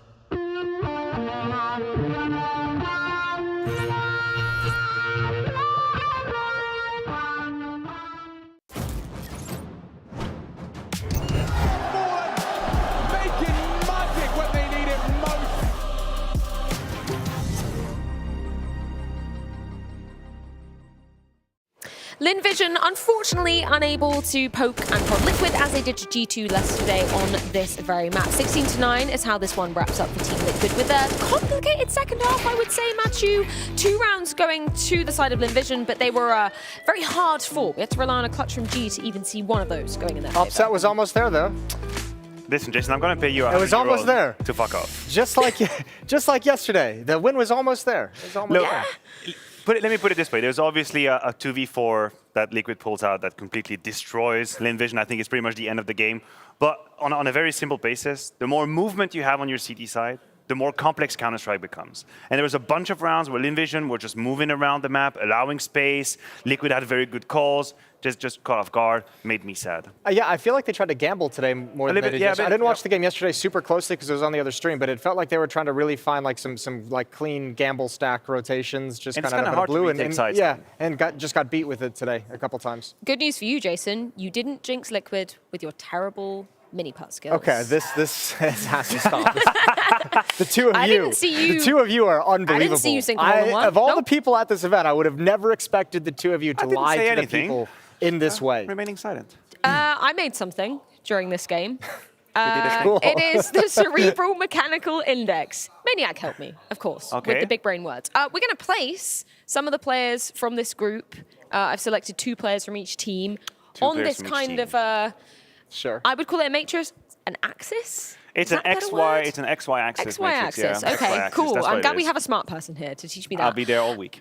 Nico, where is he? Actually, maybe we Top should right. define like Top cerebral right. versus mechanical first of all. So yeah, basically what we talk about with mechanical is keyboard to mouse prowesses, aim-wise, counter-strafe, kind of clearance of angles a la Robs. Cerebral is a bit more about decision-making, game sense, reading clutches situations. That's what we're looking at. So like brain versus aim, if we're doing it in real sort of. If we basic super simplify, terms. it's aim and it's brain. That's the super simplified. Top right. So I'd say Nico is probably at the max of the mechanical, and just because he probably isn't the most perfect human being on earth, slightly down on that on the like y-axis. that slightly, yeah, or probably just yeah? a little bit. Okay. Just That's like a 5%. Because then Zaiwu would be like the exact opposite, just a little bit more cerebral, a bit less mechanical. So they would be perfect. No one is perfect. I would like to keep this idea alive. No one is perfect. Nobody's perfect. No. Okay. Hannah Montana, X, Matthew, Maniac Kickaraway. Hunter, where is he going on this? I'd say he's more cerebral than mechanical. Yeah, that's Hunter. a fair point. Yeah, I think he would be a little bit higher up, but he'd be way further to the left. I'd say maybe like middle of the pack on the left. Not that high. You're putting him as a genius right now. That's what I'm just following the orders. You have to say when, because this is a bit wobbly. Okay, keep sliding down. Keep sliding left. Left. Slide left. Left. Less mechanical than that. Right there. Yeah. Okay. Down a little bit below Nico. I'd have him. Yeah, he'd be below Nico. Yeah. Yeah, that ish. works. That works great. Great. Yukinda, where's he going? I guess it's kind of difficult now with the change to being an in-game leader. I would presume he had Do you to be think a bit more he cerebral. lost brain power? I presume he had to have more brain power, but maybe it actually works the other way around. I'd say he'd be a little bit lower on Cerebral than Hunter, but further mechanical. A bit more mechanical. I think, because I mean, you could have the conversation. We don't need to go this in depth into this because it's supposed to be a nice little simple fun game. But I mean, a lot of these players, like Yakinder, has a very cerebral game. I believe you could question whether you agree with the kind of thoughts that make it cerebral, but like he has his own way of approaching the game, and there's some intelligence behind it. I might not agree with it because I don't agree with the decisions, but I think he actually, in his own head, believes he is an extremely way too rational and way too level-headed. Okay, that's why I'm saying we don't have to go that deep down the rabbit hole. I just wanted to get the point out there for the people. We're kind of posing ourselves as the absolute authority of cerebral players, and we deem if people are clever or not. That's what this is about. Never make wrong decisions. Why are you being so rational and level-headed? Look, another player that could probably max out the mechanical would be Xantares, I feel like. Xantares, super mechanical. And how cerebral are we going? Yeah, probably a good few steps below Nico. Let's say a quarter of the way up the cerebral axis. A quarter of the way. More? No, that's pretty low, but okay. I'll just let you take that bullet. Anyway, moving on swiftly. Shiro, I'd say probably a very, very cerebral, close to the very top, and less mechanical than Nico. I like that. I like that. I think that's great. Great. How mechanical is Jame? Because he's cerebral. Everybody talks about him as a genius. He'd probably very closely max out the I bet he's more mechanical than we expect, but I think because he's so cerebral about the game that he doesn't need to ever really put it into style. But we've seen some nice flicks come out of him. I think that's pretty that? decent. Yeah. That's pretty decent. Yeah, I think that's fair. Who else do we have an opinion on?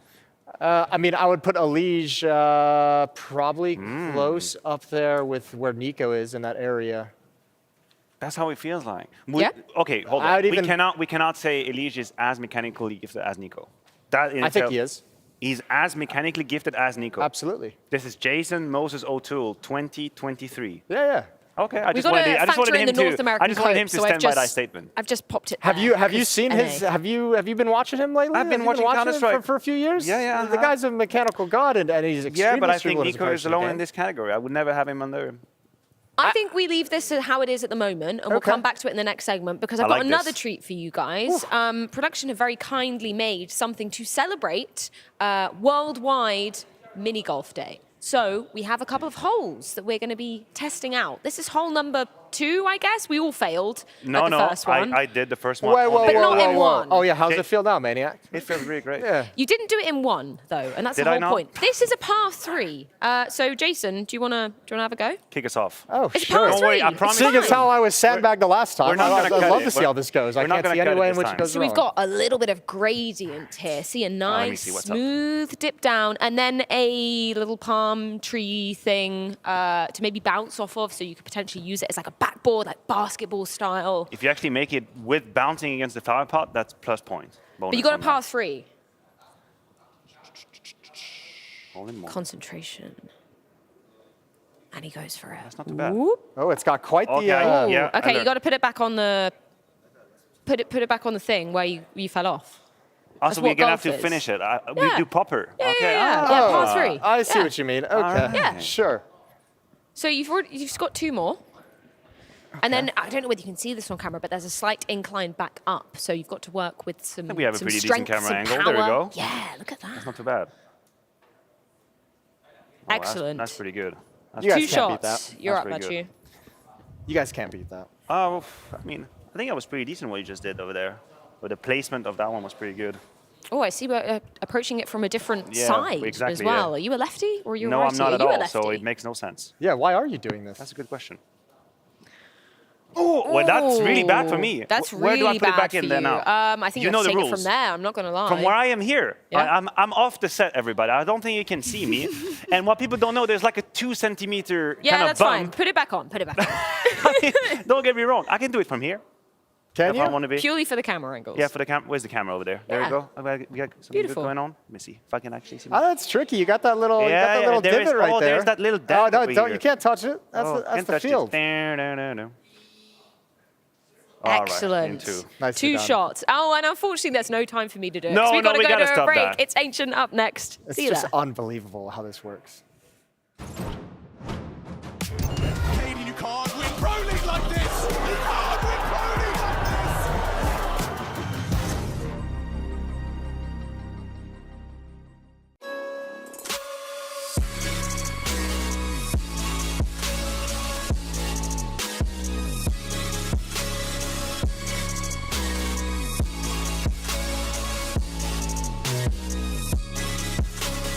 You love it, you wear it.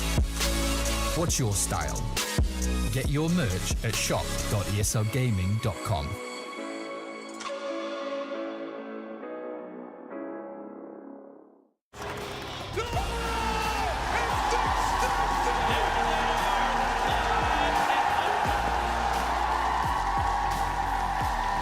Let's rip the Russo. One more time. Are you ready?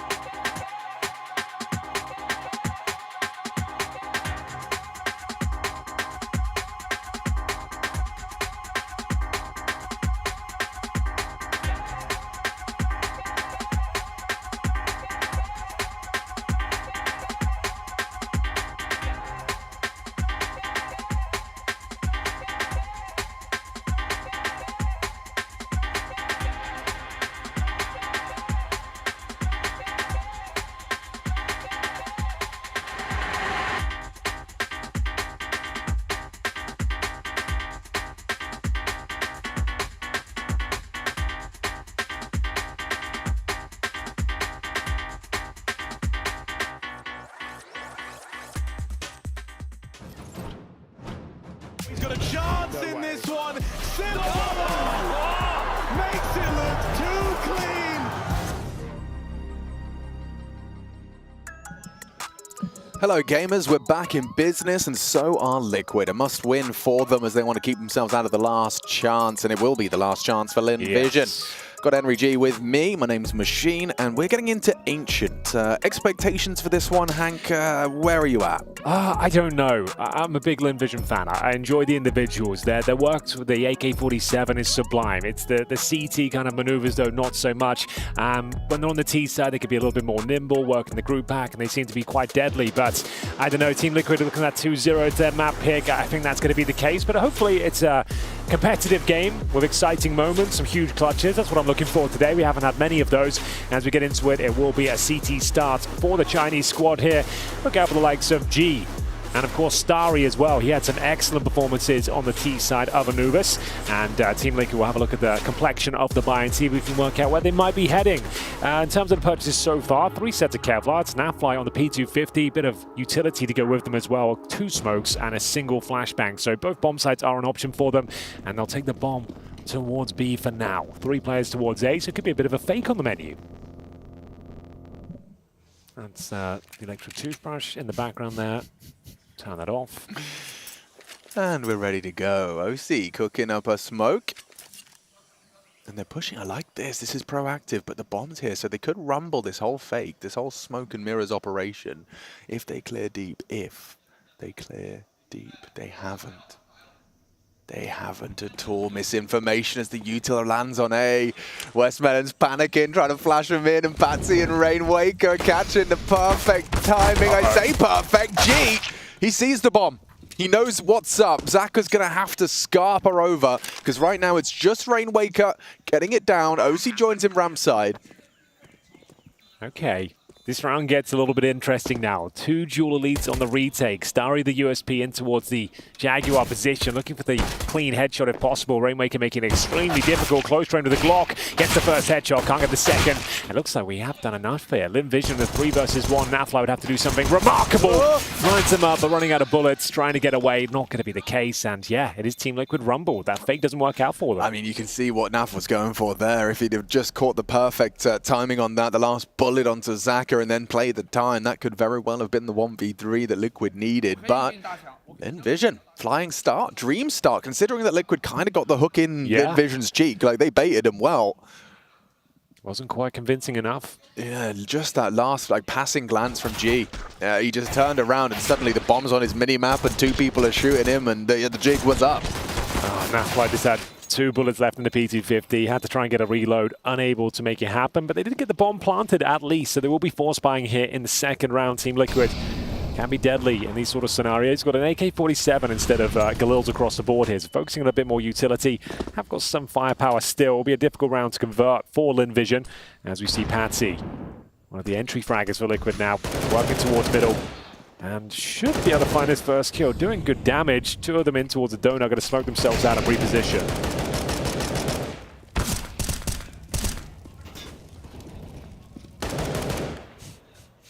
Patsy, some chip damage found. It's G that steps up to the play with a double of his own design. Patsy responds in kind with 1, and then another. Takes down Amelia. 3 on 3. Still yet to reveal that OCAK. He's going to be on the heaven position.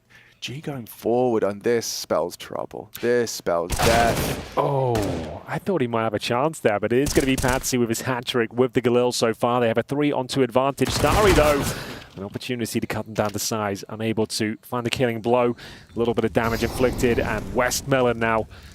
A juicy scenario, but 3 versus 1 doesn't look too helpful for him.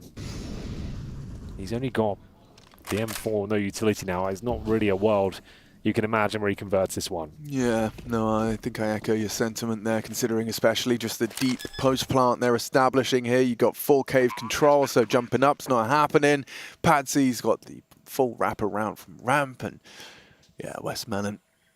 Oh, even just looking away as Naf peeks him out. Down goes the rifle, and that second round conversion's denied. A big props to Patsy, though. I mean, G finding 2. It was a 3v5 for half a second. Right. And then Patsy responds with that lovely double on the Galil, making it triple eventually. He had a ton of information from the start of the round. He knew there was speculative spam coming from the CT sides from Donut, and preemptive shots in towards that position. And just pick up 3 kills in total. Now fly to close things out with the M4. That's a sobering moment for Lynn Vision after winning the pistol. It's like the worst position you can be in now on the CT side, because you don't get the benefit of the extra loss bonus. You're down to $1,400, and now you're without Amelia as well. Patsy making light work of the first frag, make it the first 2. As that's pretty much the round concluded. This force buy is not doing too much for them. Without the helmets, they are struggling here, and Patsy is helping himself to prime real estate on the A side of the map. Smokes are already down. They should be able to plant no problem. I say that, actually going towards B with the bomb, so could get a little bit weird, I suppose, but Westmelon then going to be arriving in time. What a bit of a rude shock for Westmelon. I think he thought he was going to get away with his Kevlar, and there's 3 people in front of him. Go on then, Zaka. Give us a highlight. Give us something. Not quite able to find your Kinder. So it is going to be the full eco next, and I think it's a chance, Alex, to address a hot topic on the internet right now. We're always talking about like AI or aliens. The new thing right now is the Neuralink implant. So my question to you is, how would you feel about yourself being given the opportunity to get Neuralink put into your body, have the access of technology inside your mind? How would that make you feel? I think my initial reaction, my gut instinct is like discomfort with it, the idea of anything that's connected to the human brain and artificial intelligence. Let me put it to you like this. So let's say you have an issue of your body, and normally if you feel ill, you have to go get a blood test, right? You have to go to the doctor, and there's like pretty much everything can be diagnosed via a blood test. Yes. Let's say this chip is constantly doing blood tests at all times. Tells you what's You've up. got a heads-up display, which is telling you your bladder level, your hunger level. Wow, like Sims, IRL. Constant like blood information as well, telling you, oh, this is not quite right. So you wake up and it this. goes like, you're fatigued because your B12 vitamins are lacking, and your bibblies and your bobblies. With all the kind of negatives that come with it, that sort of information, I think, is kind of prime, isn't it? Like, in fact, I was just thinking, I really need the toilet. So I was thinking, imagine if I can know your bladder is 93% full. Better go. Yeah. Yeah, right, I'm with you. And your hydration levels, like you could just have all that information like a sim. If that's all driven through like blood and readings, do you think it could just not be in my brain?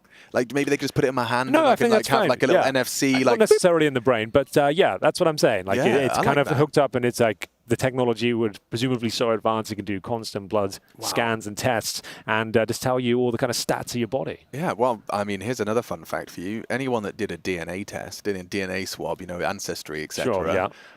That data's now been sold to GlaxoSmithKline, a giant pharmaceutical company that are planning on doing personally created medicines based off of your DNA.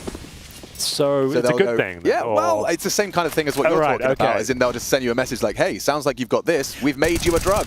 Right. Yeah. Well, that's nice. Interesting, for sure. Well, Rain, wake up. Here we go. He's managed to find themselves the equalizing frag upon arrival into A. Let's see how the Envision's retake shapes up. Yikinda's on the AWP now as...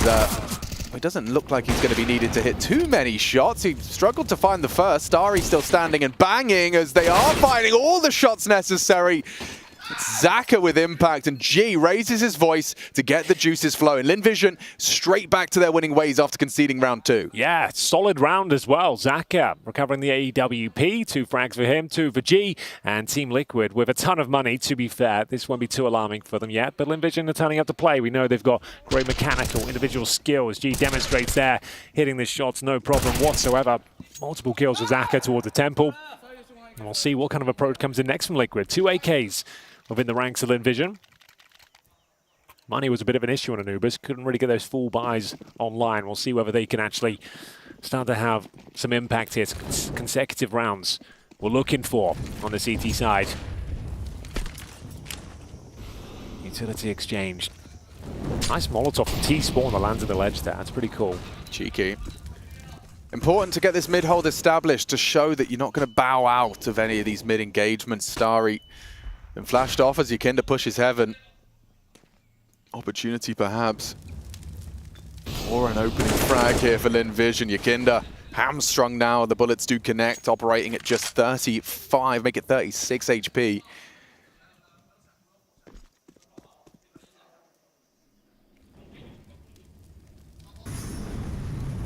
G off angle, you had to hit that. That was a full commit from G, and now they've found 2 to start off proceedings on this CT side. That's true. This is actually looking quite promising now. Patsy and Nat4. 3 remaining players for Team Liquid reside outside the B bomb site, but a couple of smokes between them, a couple of flashes, and OC AWP. They're starting to make their way towards T-Spawn, so I don't think they'll be saving just yet, but their movements suggest otherwise. Yeah, I'll tell you what I will celebrate. I will celebrate Lynn Vision, even if they do end up in the last chance here by losing to Liquid. If they cannot fumble like a 2v4 as they did on Anubis, that Rainwaker Nafly 2 versus 4, I think that's the kind of round that if Lynn Vision can just iron out and win rounds they should win, lose rounds they should lose, that is a positive coming into what would have to be quite the lower bracket run. But just avoiding rounds like that on Anubis, admittedly, this one's not going to be going down, no worries. Instead, Starry's even having a little bit of a hunt.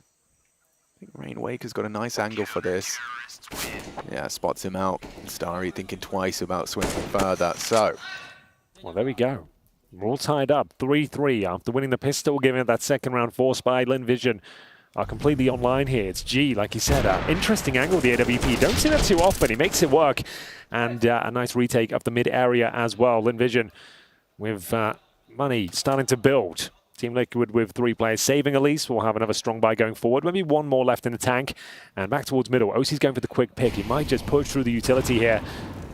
Just looking for anyone crossing towards Cubby for now. It's quite passive in the CTs here. They're known to be quite an aggressive team, but not taking too many risks at the start. This could be re-smoking Red Room. Courtesy of Patsy. The flashbang comes out as well. He's going to take a swing towards Donut. Oh, Yikinda nails it. 2 dead upon the first fight. Amelia, he's trying to claw something back, and just as OC turns around, he rounds the corner. Finds nothing to report. Naf dead to an aggressive G line. Catches him on that quote-unquote passive hold. Now they're testing A. Committing through. Solid from Westmelon. Gets 1 down before the AWP gets to him. Yeah, this is actually looking like a possible retake here, especially with the flank from Amelia. We'll see whether he can find the timing. I think he certainly can, but he wants a bit more than just a single frag. Waiting for the absolute last moment to pull the trigger. This is a risky but exciting play, and he absolutely nails it. As they go up in a 2 versus 1, Yekindar remains here, 40 seconds. Surrounded at this stage and looking for the hat trick. Oh, and he gets it as well. A beautiful flank. Well handled as well. The trigger discipline shining through. A really nice sequence of Counter-Strike. Seriously, we've watched players, seasoned veterans who don't have that discipline in rounds like that. You don't necessarily get that beautiful double. Rainwaker, the double take, because if you watch it as well, you'll see Rainwaker kind of turns around for a moment, a passing glance, suddenly sees the murderer behind him. Here it comes. And bear in mind, Alex, this round started in 5-on-3. Yekindar got those 2 opening kills towards middle, and this is the round outcome. That's an absolute gut punch for Team Liquid here, and it will be Amelia to get the hat trick, save the day, and get Team Liquid on the ropes here. The final investment, the last of the gold, and Patsy once again trying to dissect middle. Will be joined by Yekindar. That tag team duo. We'll see them try and find the first kill once again, but it's Starry. Beautiful mechanics. Head on a swivel, gets the double kill, and G continues to show us fantastic form with the AWP. This is very promising. Very promising. Some CT aggressions. They came back to bully mid after the Yakinda double in the previous. This time they're sent packing by Starry, who had a high-flying game on Anubis, individually on that T side in particular. Good to see him contributing now on the defense of map 2. A must-win, Liquid's pick. It's just Yakinda and Naf. We talked about those 2v4s, Henry. I'm not going to be too chuffed if we do see a fumble here. Okay, yeah. This is a good test. You're up against Yekindar and Naf. 2 of the strongest clutches within Team Liquid. They've got 100 HP. They have Molotovs, flashes, but smoked off. Not the end of the world, but certainly not ideal. That's at least 15 seconds. They're going to have to sit back and wait before they can make their next move. Boosting Naf on the box. Hoping an opening frag is found, but eventually they're going to have to commit. Do they separate here? Apparently the answer is yes. Yekindar have to make some noise. Naf will have to as well when he descends from the box. So Molotov towards long. And hope for the best. Yekindar needs an entry frag, then Naf can commit.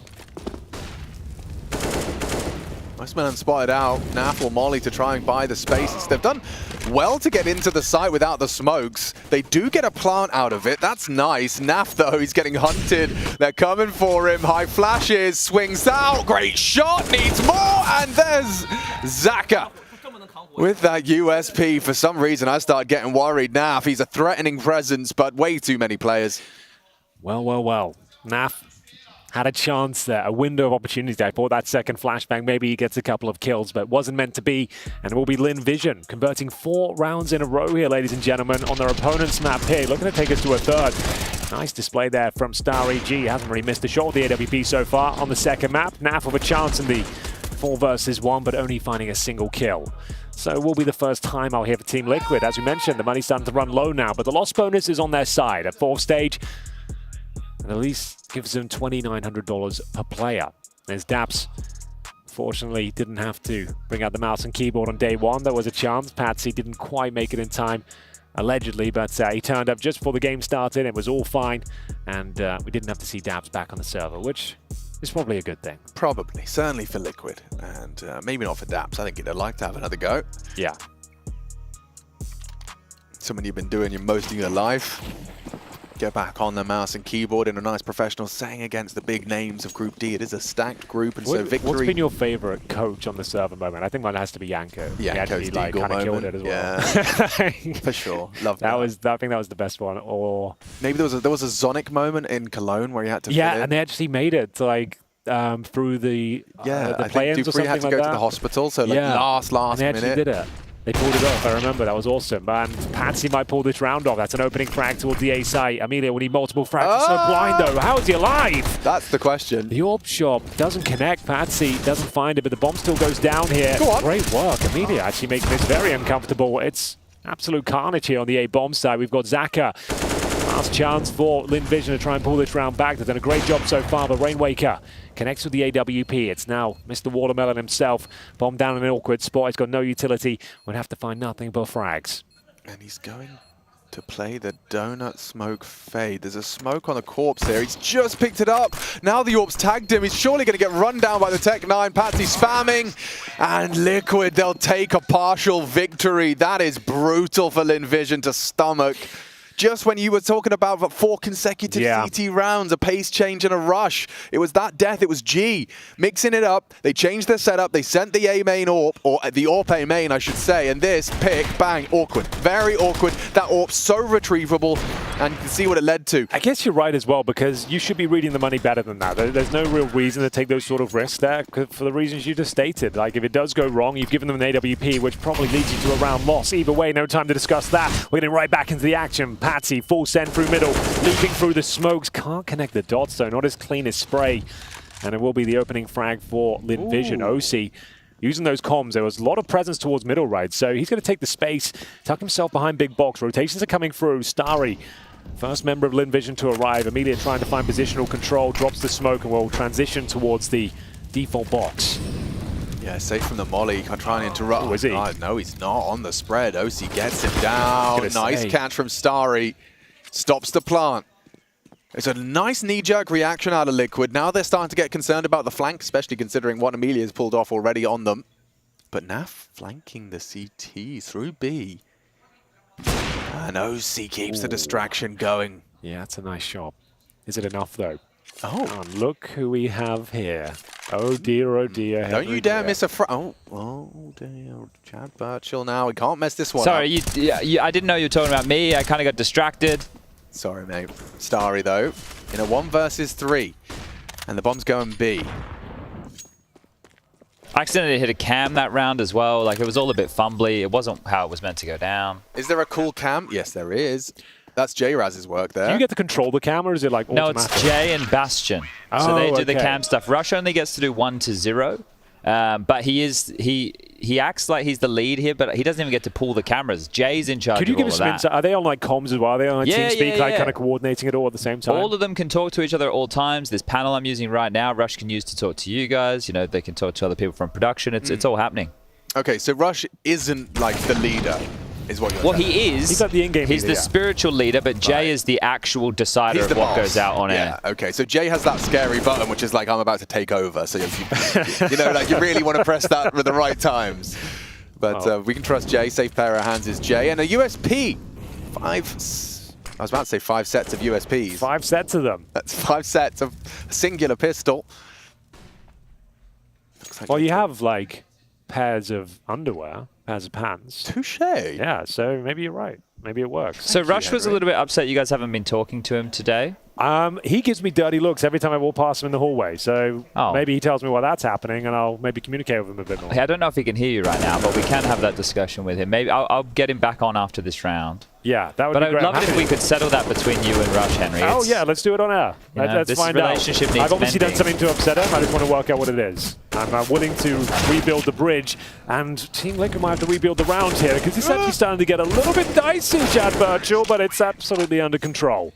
There we have it. All right, I'll let Rushley back in the saddle. All right, thank you very much, Sponge. Excellent work on the 1s and 2s. We are going to be getting to round number 12. 6-5 in the second map of favourite Team Liquid. As Lynn Vision have come online, though. They're looking quite deadly on the CT side, but have lost the lead for now. 6-5 as we get into round 12. Rush, are you with us?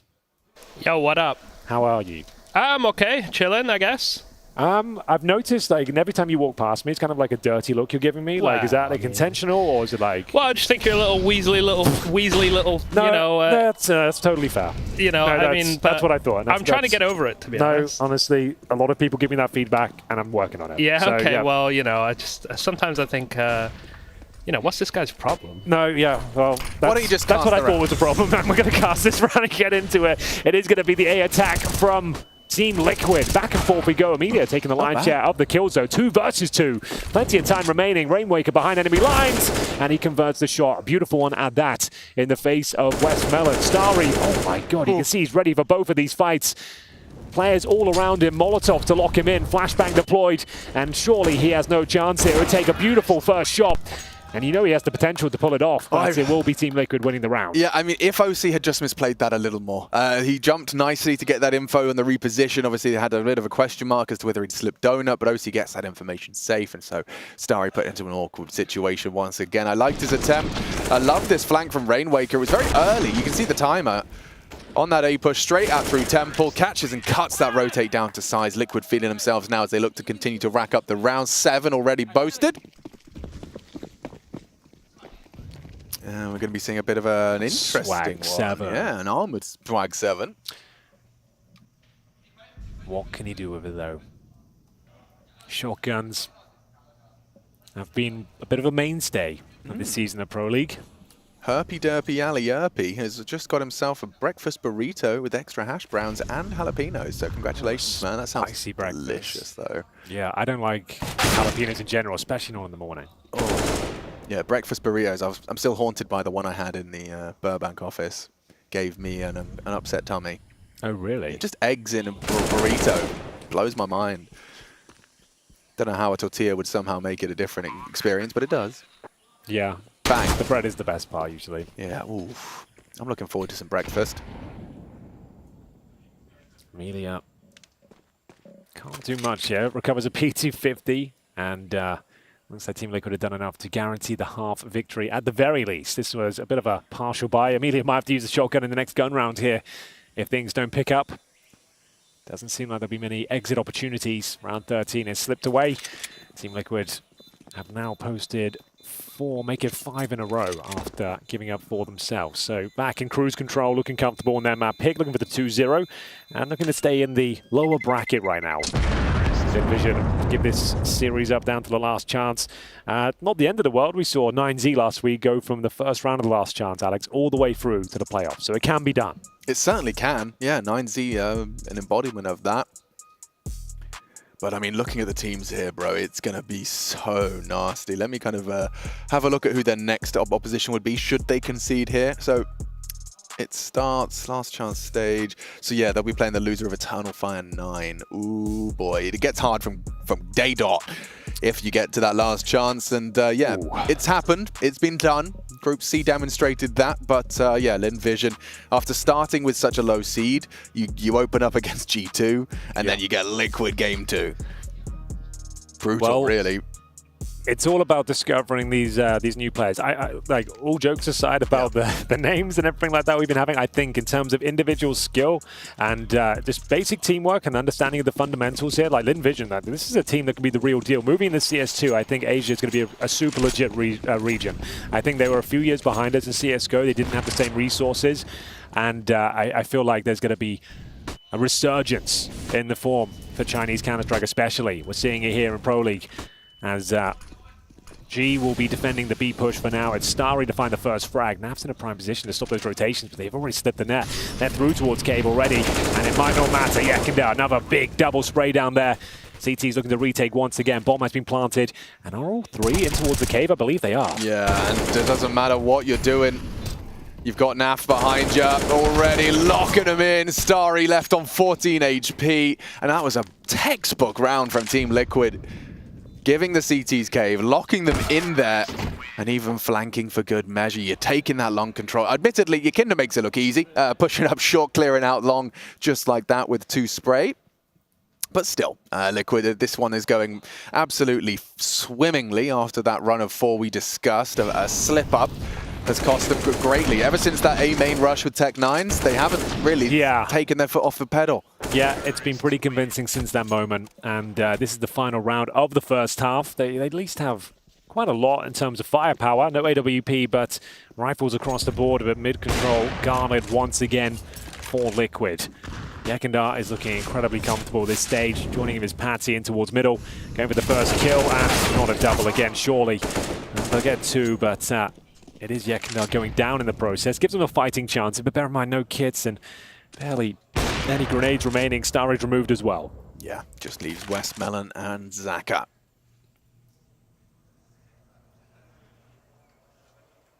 As Westmelon's actually solely responsible for B as he leaves the B site. That flash, does it channel them elsewhere? Oh dear, Zaka He's got a free frag there. Can he slip away as well? Yes, he can. Good pick. He's going to channel Liquid into the open B site here. So that bomb will be going down, and with Rainwaker's full belt of utility, getting out of CT is not going to be easy. You just run through the flames. Yeah, I could say okay. that's all you can do.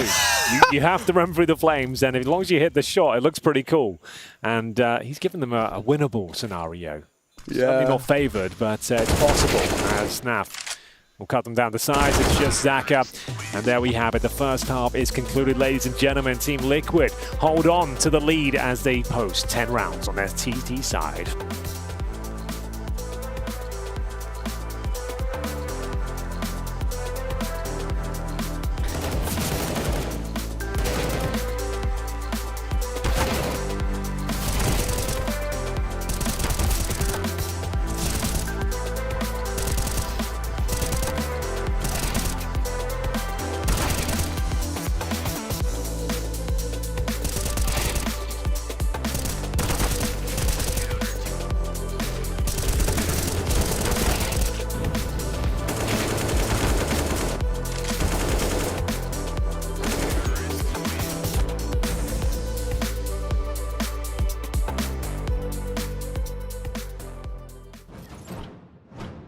He's got a chance in this one. Makes it look too clean.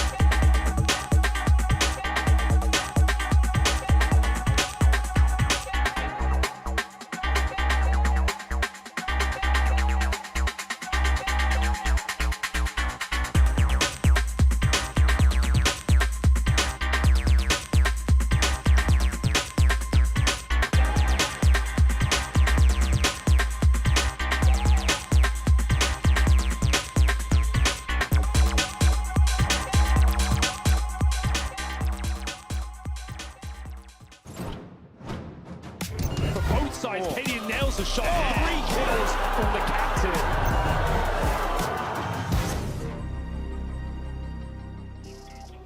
Looks like Liquid will have it in 2 as we get into our second half of our second map first of the day. Henry G and I are ready.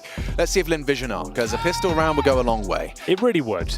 They need the pistol round, Alex. I'm going to put it out there. It's a bold call to make. It is, but, wow, there you go. Yeah, 10-5 down. On the T side now, a pistol would go a long way. They've got themselves 2 smokes, 2 Molotovs, so this will be a set piece from the very get-go. Looks like we're heading towards the B side of the map here, so you know how it goes down. Smoke towards short, long, Molotov the default area, and hopefully That's through in towards the bomb site here, focusing towards Cave, and the smokes are being deployed right here, right now, and it's going to be Patsy to defend. Oh, this flash from Naf sets him up on a silver platter, a triple from the Jewel Beretta. This is a part of the meta that seems Linvision haven't quite adjusted to. Patsy, he takes the quad kill. Far too comfortable with that one. Yeah. Patsy's like, bro, I had that. The ace was mine. Yeah, you thief. A dual elite ace. You don't see too many of them.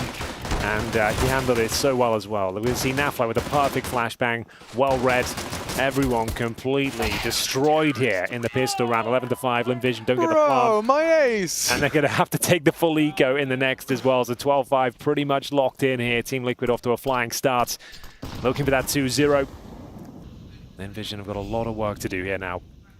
And in terms of round number 2, your objectives are to bait out some utility and maybe get a bomb plant. That's about it on the T side. They don't have any grenades to speak of. They're just hoping they can make it somewhat expensive. 1 kill would be something. It would most definitely be something. Bomb plant everything. Running into the unknown are Linvision. Gonna have to get past the SMG here of Naf. Even the more deadly M4 of Yakinda. They know exactly what's up. Perfect setup. Oh, and a clean headshot from Naf. He's gonna farm up some cash here. It's a race between Liquid's members as to who gets the kills. Greeting for it was Rainwaker. He gets himself a nice 3. 12 now to 5. But yeah, I do think that there's there's a couple of elements of Linvision's game, but those pistol rounds becoming a little bit too much of a certainty for their opponents. I'm just casting my mind back to that Anubis one where we saw OC's Julies get 3 as well. Like, yeah, true. Just haven't quite caught up with it. Going for brute force, going for this pack rolly style, and it leads to some disastrous leads you've got to overcome. They've got the AKs out now, but it's already a 12-5, 4 rounds, all Liquid need to keep themselves up in the mid bracket. So, exploring options towards middle, but vision denied. Elbow smoke allows you to jump up towards ledge. Exactly what Patsy's going to be presenting here. Doesn't go for the intermediate swing, just wants to have a little bit of pressure applied. Spots one, but gets taken down. Yeah, they were boosted at the same time as well. Great picks from Zaka. 2-man advantage, Yakinda activating. No one's anticipating this. No one's covering this. Yeah, Amelia will. Good hold. And Yakinda pushing in, does get the first. Well aware that Starry also occupies elbow, and they're going to isolate him. Perfect recovery now at 3-on-3. Are they going to... Oh, no, West Melon nails the headshot into B. That is a beautiful shot here. G looks like he's got a perfect kill from Rainwaker as well. 3 versus 1. Yakinda can do nothing here. So far removed. In towards that temple position. Molotov'd out, and that's going to be round 4 Linvision. 2 opening frags there found by Zaka towards the B lane. It looked like Yakinda's flank might have done enough there with 2 frags in response, but not meant to be. The B-bomb side completely overwhelmed, overran, and Yakinda with no choice but to save here. But bear in mind, they entered the round with what? A FAMAS, an MP9, and a few M4s, so not a full buy necessarily, and Yakinda might be on for an exit here. G knows the bomb blast will take him down, has to leave. It's a guaranteed frag for Yakinda, and maybe he's got a couple there, Alex. Yeah, it's Zaka who does brave it, but does go down by virtue of the dink. Great recovery all the same, though. 2 casualties, and you manage to leave with the round. It's still going to be tenuous from Liquid. You can see Yakinda's save rifle. Yeah, if he'd have stayed alive there, it would have been massive. Their buy would actually be quite strong right now. There will be compromises due to the fact he did go down to an MP9 for Patsy. OC on the FAMAS. It's a serviceable buy, but maybe the advantage for Linvision. They've got a couple of Galils as well, so this is a swing round on both sides of the equation. Pretty much GG if Team Liquid pick it up, and maybe we go a bit further if Linvision can find some form here. Once again, Patsy, deep elbow smoke. Hasn't quite landed where he'd like with the Molotov down. He is setting up some A execution smokes. Maybe it's exactly where he wanted it to. Looks like a bit of a one-way, to be honest with you. Yeah, you ain't pushing that. No, exactly. So they know they've conceded full B lane control, currently occupied by both Rainwaker and Yakinda. Another smoke for Starry to stare at. Is he going? They're considering a flash and go, but Patsy's in such a good position. They overlook him completely. God. 3 on the MP9. That's agonizing to watch for Lynn Vision fans around the world. Zaka trying to claw it back, but where there's smoke, there's fire. Where Yakinda, there's a naff. Just Westmelon now. The bomb lost to that singular MP9, just overlooked on the smoke push. Yeah, beautiful positioning there from Patsy. Ace denied in the pistol, yeah. And 3 massive kills here in what is really the first gun round. Like we said, if Team Liquid picked this one up cleanly, they might have the GG under their belt. Looks to be the case thus far. Westmelon, 24 points of health. No bomb, of course, and 15 seconds. Yeah, he has to save. There's no two ways about it. Hoping to catch a couple of CTs out of position, but not going to be the case. And it will be Patsy, the hero of the round, and Naf will take down the final kill as well. Beautiful shot to close things out. 13-6, loss bonus shattered. They only get $1,900 per player here, Alex, so they're in a world of trouble, to say the very least. If you force buy here, you're probably not going to win it. If you take a full eco, they're up to 14-6. You can't partial buy, so those are your 2 options, fully invest or full eco. We'll see what they go for. It seems to be the latter. So just Glocks. Starry had a little bit more cash, not too much more. He gets Deagle and Kevlar, and that's now being removed. Oh, that grenade, it wasn't worth recovering the Deagle, I'm not sure. Amelia will at least get the pistol. They'll see if they can find a couple of impact frags, but we're just going to be waiting this one out for it to come to its logical conclusion. Definitely got some skins on them, haven't they? We see that lovely crown on the Deagle Blaze. Saw some Titan Katos on Vacay. No AKs here, though, as this one's just wrapped up nicely for 14. Westmelon. Dead to Naf. Liquid touching distance now of keeping themselves afloat.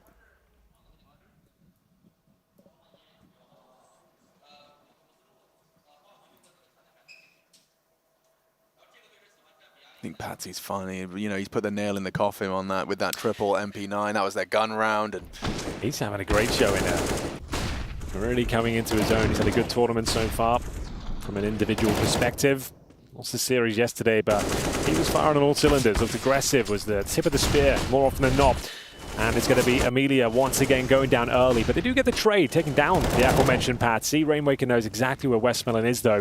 They can start deploying utility that side. The T's are coming to back them up, but they're getting mowed down, Alex. It's all gone wrong. Series point looks to be obtained. Zaka with an impossible task of a 3 versus 1. Might not even get over the first hurdle, but it's actually quite a clean kill. Yakandar didn't have to commit to that at all. Didn't quite nail the shots. Doesn't do any damage somehow. ooh, Rainwaker does get brought low as well. Zach is making them work for this one. Oh, Naf might be yeah, I think Naf goes down potentially. Oh, he just got his gun out though. A knife out for Zaka. So good awareness from Naf as to the possibilities. It's 15 secured. A nice attempt from Zaka, getting it a little bit more scary. Okay, boys, it's going to have to be a hell of a timeout. 9 rounds. Turn up the hand warmers or something. Yeah, something will have to be called at this point that's going to save the day. I'm not sure what that call would be, but you're going to have to make it work with $3,000 per player. There's Naf just flanking through towards T-spawn to find that last kill. No weapons were saved. Second time out, the second map. And Lynn Vision, looks like they're cooked here. It will have to be Galil's pretty much across the board. A couple of smokes thrown in the mix. I can't imagine a world where we even see another round, but we'll see what they can make of it. They're good at the set pieces. They like the calls out of spawn. Will have to be one of those, to be honest with you. Maybe just a execution off the bat, nice and fast. See if you can get the bomb planted, make things uncomfortable with the smokes. And time will tell what the call will be. We are seeing 4 players this side of the map, so yeah, I think that's going to be the intent here. Flash is over, smoke's deployed, OC to receive, and maybe he's in trouble. Maybe not. Rainwaker and OC. Oh, it's all Rainwaker. Triple kill to shut it down, to secure the win. Just like that, Lynn Vision escorted to the last chance stage. Day 2 of play in Group D, and Liquid send Lynn Vision to the last chance. The first team condemned to it. Proper handshakes all round for Team Liquid. Yeah, I like good that. doing business with you, mate. Yeah, a bit of class to proceedings. Yeah, that's excellent stuff there. Business as usual, though. Team Liquid look rock solid, especially here on Ancient. Didn't really have to break a sweat in that second half. Barely gave up a round. Everyone turned up, especially Patsy as well. What a performance that was. New boy in the block, getting it done in the Liquid jersey, looking incredibly comfortable. A game they should have won, to be fair, but they did it with great style. Yeah, Rainwaker as well, a highlight for me. Good to see him having a strong individual game. He seems more in tune with the Liquid song. And they do continue to stay afloat in that mid-bracket. Other Who's teams next, in Alex? attendance. Well, you've got Eternal Fire 9. That's today at 7:30. We've got Cloud9 Complexity up next, which should be a banger. That is actually quite the game, isn't it? That's going to be a lot of fun. And Team Liquid, I'm sure, they might stick around. You reckon we get them in the casting booth at some point? It would be amazing to see if we get NAF up here or something like that. Yeah, I would love that. Actually, that's a good question. What we'll do, we'll keep our eye on them and make sure we can snipe a Liquid player on the casting desk. That would be awesome. We'll ask them. But for now, we'll head over to the sofas. I can see Freya and Mathieu Kikre. We are indeed here. Yes. We are indeed basking in the glory of Liquid's victory. Pretty convincing on that second map Very as much well. so. Hopefully we'll get a couple of members to join us. I see. Hey, there we go. They're arriving. Kenny's joining us. They're coming over. And we got Naf as well. Congratulations, gentlemen. Obviously, second map looks very convincing from you guys. Were you at all like worried looking at the G2 game yesterday versus Lynn Vision? Were you worried that they were going to, be pulling out some surprises, or was it as you expected them to be? I mean, obviously, I feel like with a lot of these teams, especially from like the lower regions, they tend to surprise teams, and especially when it comes to the first game of the event, So I'm sure G2 was somewhat surprised and just maybe weren't ready for their playstyle and their speed. So for us to kind of get the second game, I'm sure kind of was maybe a little bit of a benefit, so we could kind of see what to expect, because before coming into the game, we don't really know too much. Obviously, they played games before weeks ago, so I think it just feels a little bit better to get the second game in. Yeah, he talked about the playstyle and how singular it is. Do you mind elaborating just a little bit? Like, what is it that defined them just from the inside? Because we see them play, but you live that game. How special is it? How particular is it? I mean, obviously they have like their teamwork and all that, but I think like when you play in the tier 1 scene, you need like a lot more teamwork. Whereas like when you're playing, they just have like a lot more just individual firepower and maybe not like waiting for that extra player, waiting for that extra flash, So I think when it comes to the tier 1 playstyle, it's just hard for them because, they don't get to experience it that much. So yeah, I mean, it's not that they're just like brainlessly running around, just doing individual things. Their teamwork isn't going to be as ironed out because they just, they don't play in the tier 1 area where you need to have that stuff on top always, or else if you don't, you're going to lose. It's also like against the G2 should have won like 16-10, 16-9, but then they won the 2v5 round and G2 had no economy. And as Keith said, the main thing is just when you see how they play, it's a lot easier to play against them after. I think they have some reads and maybe like limited things that they can do on maps that allow you to play comfortable against them. If we're in an alternate reality where Patsy doesn't actually show up, what was the game plan? Daps steps in. How do we accommodate for Daps? I mean, we actually practiced with Damien when Nick had a kid. Yeah. So the thing that Damien adds is like, he's not that bad. That's the first thing. And the second thing, because he was an IGL, he understands what communication he needs to do. He knows how to micro people. He knows what to say, when to push. You don't need to tell him that because he understands it himself. But you're not plugging him into like Patsy's roles, right? Like he's not that crazy aggressive. No. So there's going to be some tinkering in this lineup. Yeah. Here. I've been shuffles of roles. Keith's going back to the off. Yeah, Josh on entry rolls. Exactly. What was it like yesterday when you knew Patsy was actually going to be arriving? Like, we're talking about how chaotic we presume it is, but what was it actually like for you guys knowing that was happening? It was relieving. I mean, if Damien would play, then I would switch roles. Damien would play some roles. Keith would switch roles, and we would shuffle around players like that. And everybody would play new roles, and it would be maybe kind of fresh and maybe like a new perspective on the game. But we were practicing before this event for like a month, and like okay, less a little bit less than a month, but. And then Damien would come and play. It would be that really whole month strange. goes to waste. Yeah. Like, dang it. What was it like? What was it like calling up against VP, your old team? I mean, the kind of all the conversation since you joined Liquid was like understanding that style of play and bringing it in. Did you feel like you had a little bit of a step ahead in that regard? They completely outplayed us on Inferno. I had a wrong game plan in my mind. A lot of individual mistakes from me and like just not killing Flit. But Flit was getting a lot of space on Banana both sides. And on CT side, he was super greedy with using utility. So it was really hard to finish B. And they were playing 3A a lot. And they knew how to... it's basically like they just outplayed us on Inferno. And then Mirage, I think we should have closed it in regulation. I think Mirage, we were just cleaner than them. And Anubis, Anubis was really close, but just an important 3v2 round that we lost against, where they went into Con and killed Rainwaker in the sewers area. Yep. And then 2v2 where Josh was 1 HP against 1 HP Mirror.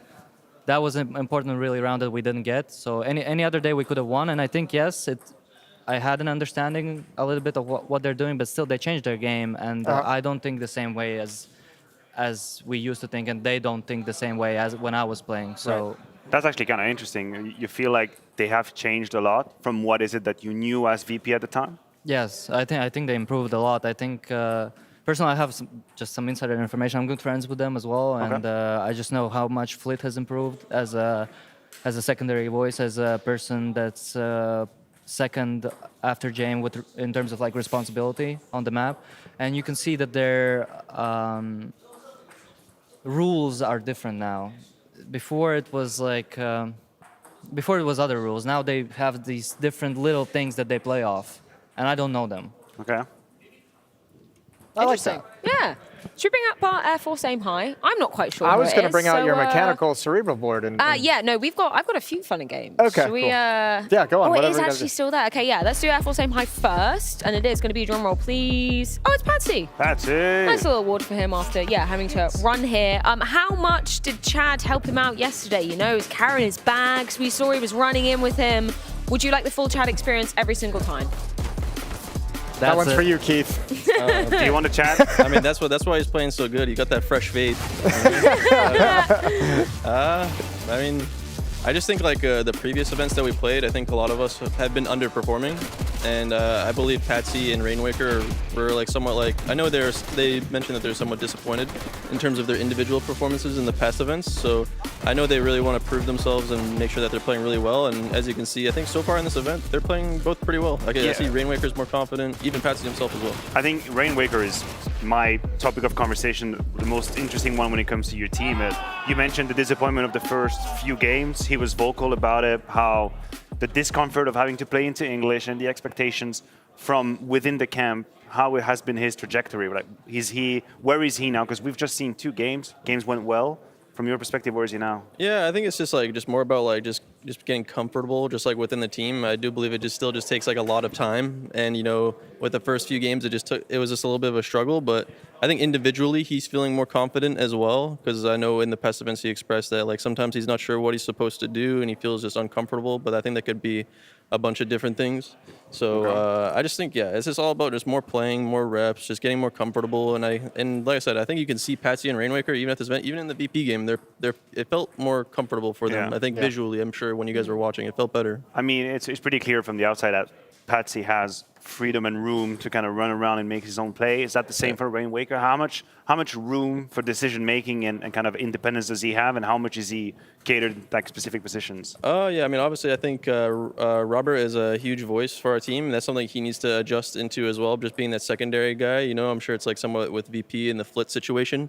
He just needs to kind of just improve and get better at being that secondary voice, and at the same time he needs to do it in English, you know, not in his native language. And then for Rainwaker, it's not so much about more communication, although everybody needs to do well on the communication part. But I think it's just individually just knowing what he needs to do. Because when you're a lurker, like I know, like when I was playing, like doing like his main lurking role is that you just need to know like when to strike at the right time, listen to your teammates and what you're doing. Yeah, and no one can you just cue need you. to play off. Like you just need to know like what you need to do when things are happening. And I think just in the previous events, it was just a little bit of a struggle, but I think it's getting better and better. You talk to him about that? You share a bit of your experience? Like, I know we've talked about it in the past. You told me like everyone has to find their own Counter-Strike, you have to make your own experiences. I agree on that. That's great for a T-shirt. But in reality, do you actually share with him like what you know about this role and your experience? No, not really. I really just... I'm usually not too much of the guy to do that. I feel like if anybody wants to criticize him, it's mainly Merrick's or Damien because, It's not criticizing, it's helping, mentoring, you know? But, I mean... Constructive criticism. That's what you do in NA, it's like criticizing? No, I mean, well, I don't know. We've seen some I things. just let him do his thing. It's like, and I remember even at the Gamers 8 event, he had like a rough event, but I was like, hey man, sometimes you have rough games, sometimes you have good games, and then you might have a rough one, and you might have a good one. Like, for me personally, I've never had a rough event. What are you doing? I mean, it's all right. He's getting better. Everybody's getting better. We're going to ask you to be a little bit creative now. wow. You see this very wheel? This is a forfeit wheel, not for you, for us. It's for us, don't worry about it. I would like you to maybe think about, a forfeit that you might put on here that one of us might not like to do very much. We have a few on here already. Obviously, Jason knows the most about getting that in the face. Second most. I feel like Henry and I might be tied with that one. Yeah. That red one is funny. Who wrote the red will one? say it's you. Introduced. Oh, that was you. So yeah. Introduce yourself every He's a time Cerebral you man. talk. Funny. I'd say that's more of a mechanical opinion. Oh, Jason, cream pie, Jason. You get any cream pies at this event? It's apparently it's possible, but things happen. We don't always talk about If you want a cream pie, I can hook it up. You can see me later tonight. I know where. Took a dark turn. It's just... Twitter takeover. I don't know. Every time I'm on this couch, something not safe for work happens. That's true, actually. That's one of our specialties, really. Maybe we should put some boundaries on Just don't ask these Merrick what he wants to forfeits. do besides CS. Oh, we know. Oh, yeah. We already know. Twitter takeover is going to have some sort of boundaries. We haven't decided quite yet. Clan makeup. So you need us to write something? Yeah, just come I mean, up with if you ideas. can think of Any anything. ideas that we could have as a Water forfeit? Challenge, like ice bucket The ice challenge, bucket? you know? Oh, boy. We did mention ice bucket. It's going on there. Ice bucket. Ice. Oh, boy. Bucket. I hate that thing. So You don't like cold water? I don't like anything cold. Okay. Preach. I like hot. I agree.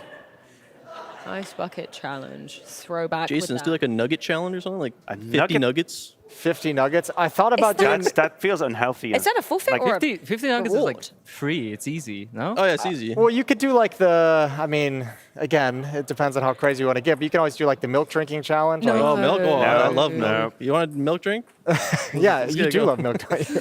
You could try to eat like a whole thing of peanut butter. That's always fun to Oh, watch no. people just like lose salivation That's possibilities in their disgusting. mouth. That's awful. That's like kind of worse than the cinnamon challenge. Well, I the would cinnamon think. as the well. claggy Like Yeah, the the cinnamon cinnamon, the is- spoonful of Ooh. cinnamon. That's awful. Oh, no. No. Anything else you want to put on there? Naf, you got something to do with eating? Should we just put nugget challenge on Just there? do a nugget challenge. Yeah, nugget challenge sounds great. 50 nuggets is too little. Isn't that like kind of promoting I feel like unhealthy food 75. habits? Nugs.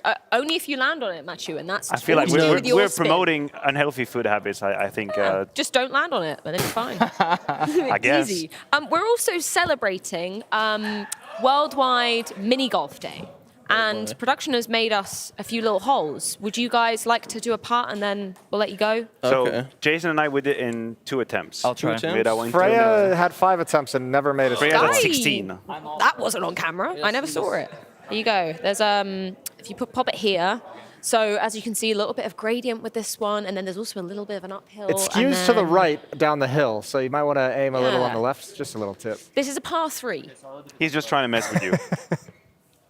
Come on, Merrick, come on.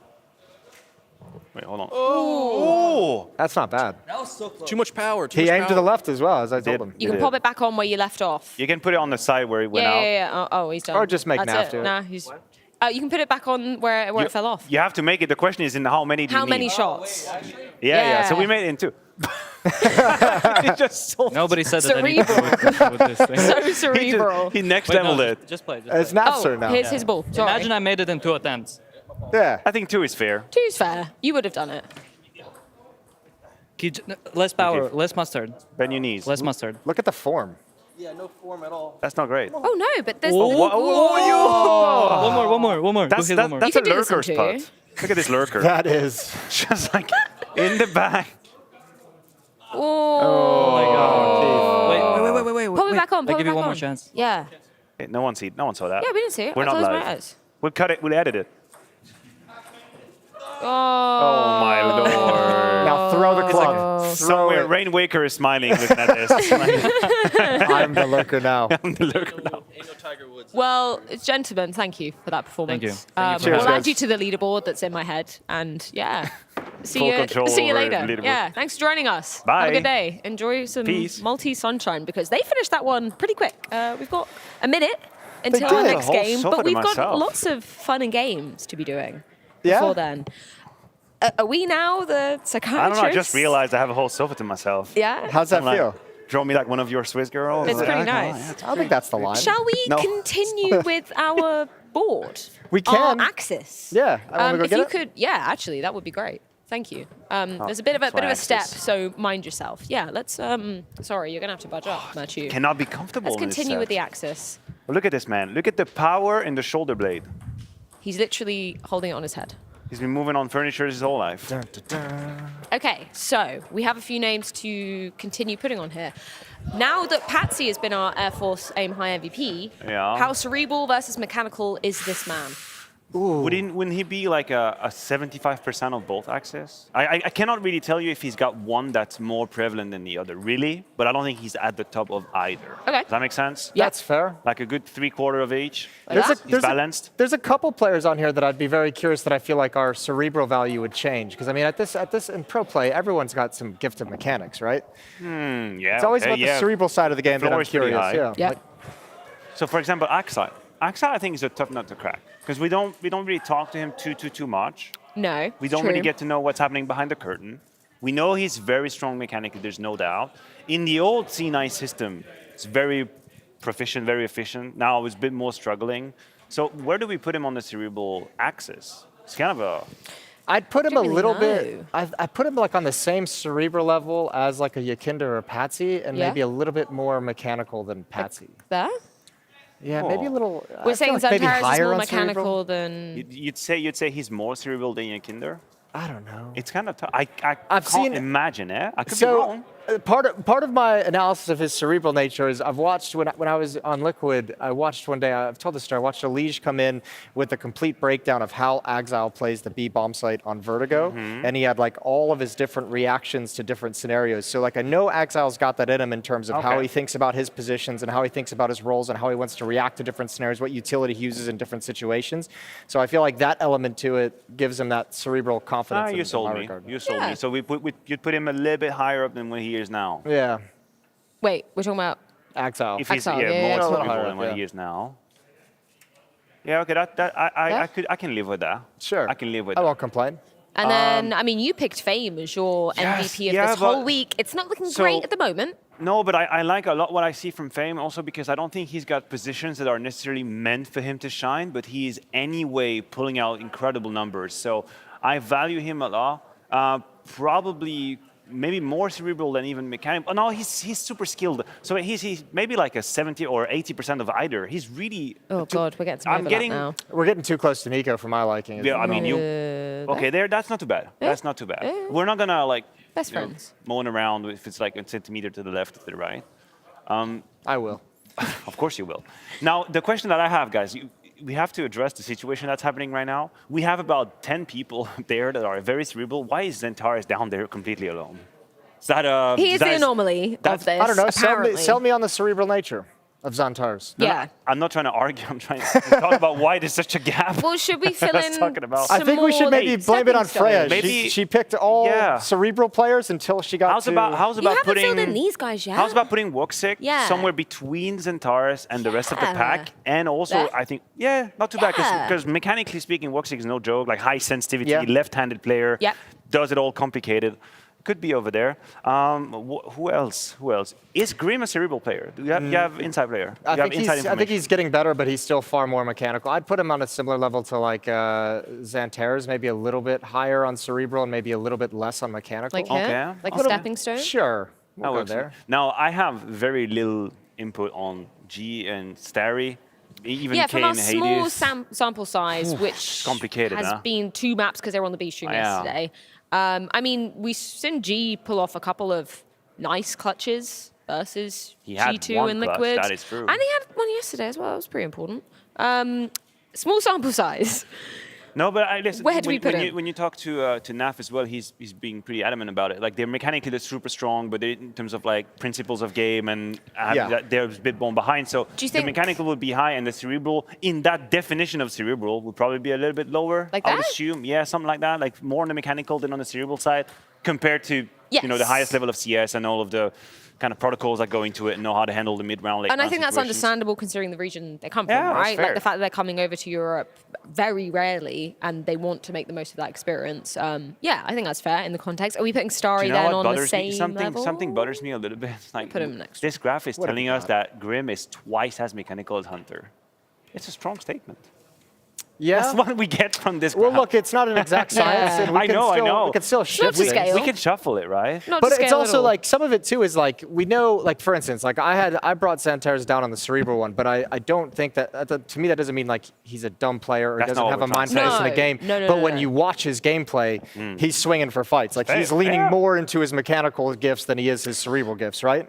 I guess Yeah, I know this what you is mean. kind of like we're almost weighing up the risk-reward So kind of what- aspect of what they're doing, yeah. right? Like, are you doing Astralis playing the numbers exactly how the percentages should That's be, one or are way, you more willing to take it's risks? one way we can frame it so that it is absolutely not offensive to anybody is which of these dimensions are you most using to kill people? Yeah. We're not saying are you dumb or are you not? We're Yeah, saying which are when you you get leaning your into kills, more? is it more like a cerebral way or is it a mechanical way? You have Nico's Okay. almost like perfect. and Let's that's- title this then. That's why I mean we could probably, to be fair to Hunter, we could shift him further up the mechanical thing. But Yeah, I even when think so. even when like you watch his gameplay, right? Like he seems like a targeted like heat-seeking missile. Like he's thinking about his moment to actually pounce on a kill, and it's not usually like that swing out and get a couple nice taps. It's usually a little bit grimy, usually a little bit dirty, a little brawly. And to be fair, mechanical, cerebral, 2 dimensions. We should make it like a 3rd dimension. We should have perspective in it, and that would kind of be like strong nerves.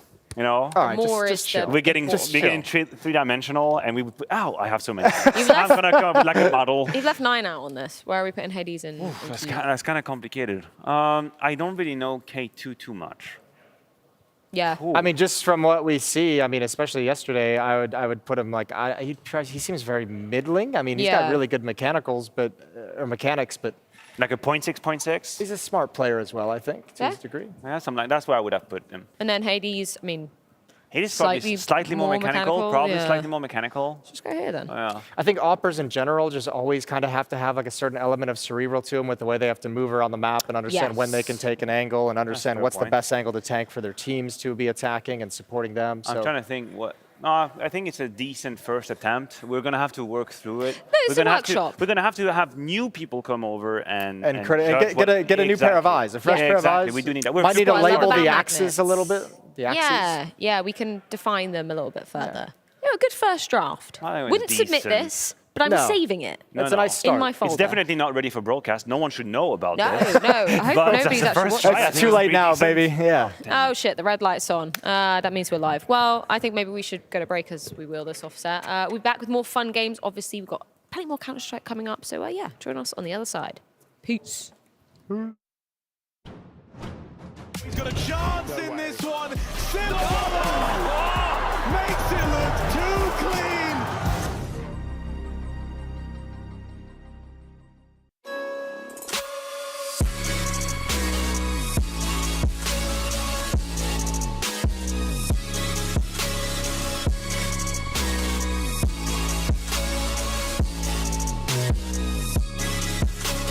You love it, you wear it.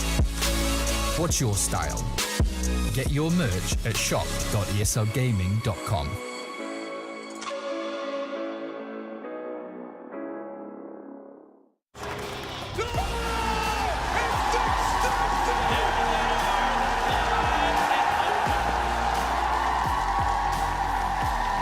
Let's rip the Russo. One more time. Are you ready?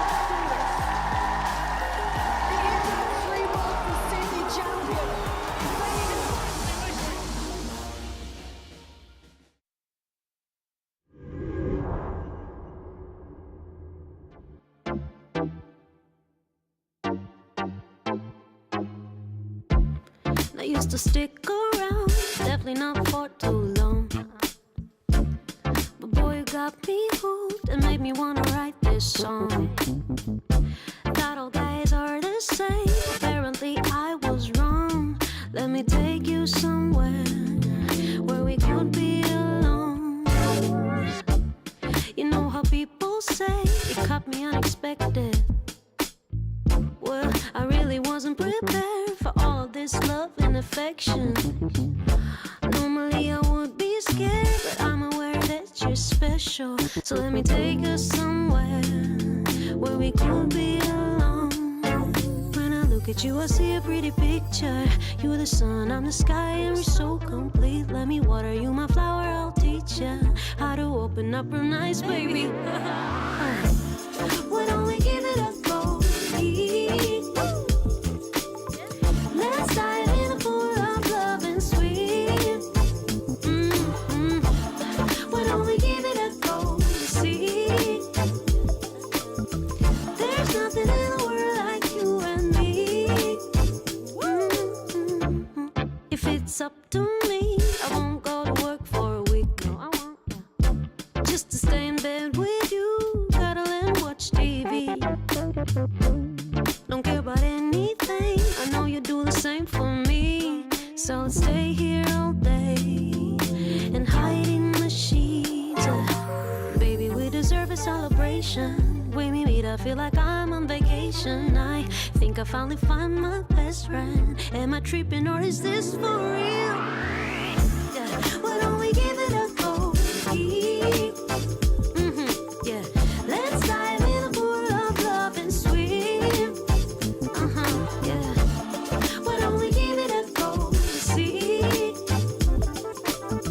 there's nothing in the world like you and me. Ooh, why don't we give it a go? Let's dive in a pool of love and swim. No. Why don't we give it a go? See, you'll see. There's nothing in the world like you and me. Babe, there's nothing in the world like you and me.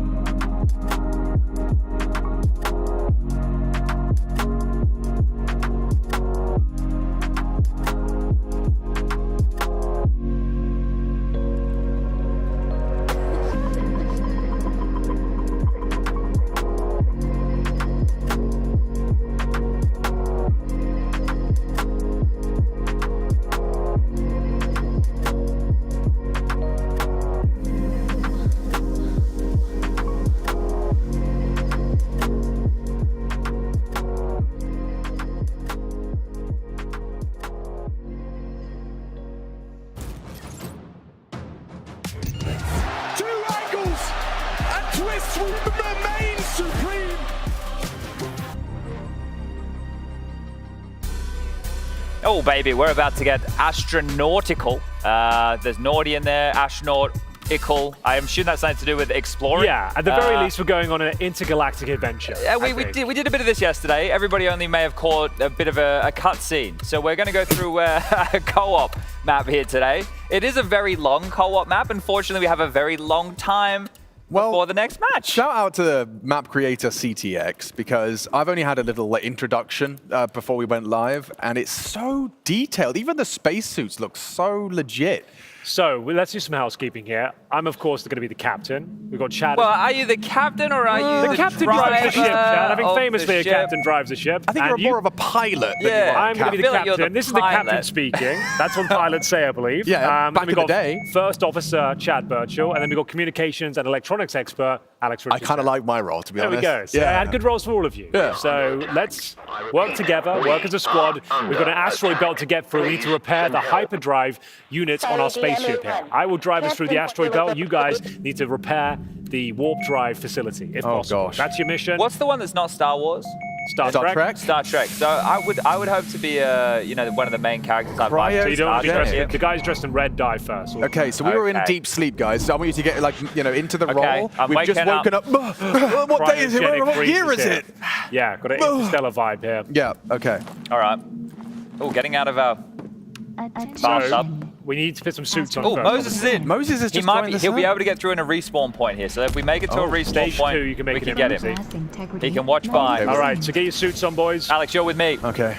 We are losing pressure, and we are. Oh, but don't panic. Yeah, and we have the best pilot in the business. One of the best captains in the business, that's right.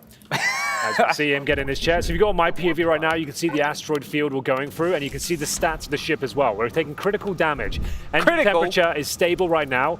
The glass integrity is at 70%. I'm nervous, Chad. Alex, we need guns. Every time I hit an asteroid, the ship will take damage. Okay, so weaponry. While I'm doing this, these guys need to take on the invaders. We've got hostile units on our ship, and then they need to repair the warp drive engine. Listen to me, Alex. This is going to be the hardest fight of our lives here today. Yes, Captain. They're coming at us from every direction. I want to take them down. I want to take them down now. Protect Henry. Free firing. Okay. Nothing there. I'm reloading. Doors opening. Oh, yeah. They're dead. No, I got him. Giving you a weapon, Henry. Perfect. That's what I need. Oh, that's smart. Is that an aperture science reference? Back up the shaft. Okay. I'm coming. Up the shaft. Stick together. Henry, how's the critical damage looking? We haven't taken any damage since we started. Wow. Great so piloting. A bit of a bumpy start, but we actually have stabilized here, course corrected, and now we're actually swimming quite nicely through this asteroid belt. Keep jiggling. Okay. We got more friction ahead of us, I think. Engine temperature stable. It is interesting the MP5 is the astronaut's weapon of choice. And now, once you get to the airlock where the warp drive unit is, you have to let me know so I can open the airlock for you. It's about to get steamy in here, Alex. Let's go. I'm following you. Ow. Ow. Be careful. The temperature's The temperature's through. It's starting to rise. We're just hitting 3,000 degrees Celsius. Drop on down. Dropping. This way. Okay, yeah, that would explain why I'm confused. Alex, there's a little chocolate bar up here. Chalky? And if you eat it, you'll get your HP back. Yo, legit. Okay, well, I think if you don't mind, I've you can have it. Yeah, you got slightly less health. That's kind of you. Thank you very much, Captain. Enjoy. Captain, Henry, we are currently in the ventilation shaft. I repeat, in the ventilation shaft. So T-minus 30 seconds until airlock will be opened. It's giving Oppenheimer. I am hearing explosions. Engine temperature starting to stabilize as well. We're okay in that department. Keep going, Alex. Yeah. Digital vibrance not perfect for this environment. Bot Clarence down, that's good. See you later, Clarence. Clownrance. All right, we're in. Wow. All right, Henry, once we kill this next bot. All right, I'm going to set myself up on autopilot and just get ready to open the airlock once you're ready. Be a bogey in front of us, Okay. Yeah, it's going to be a few of them.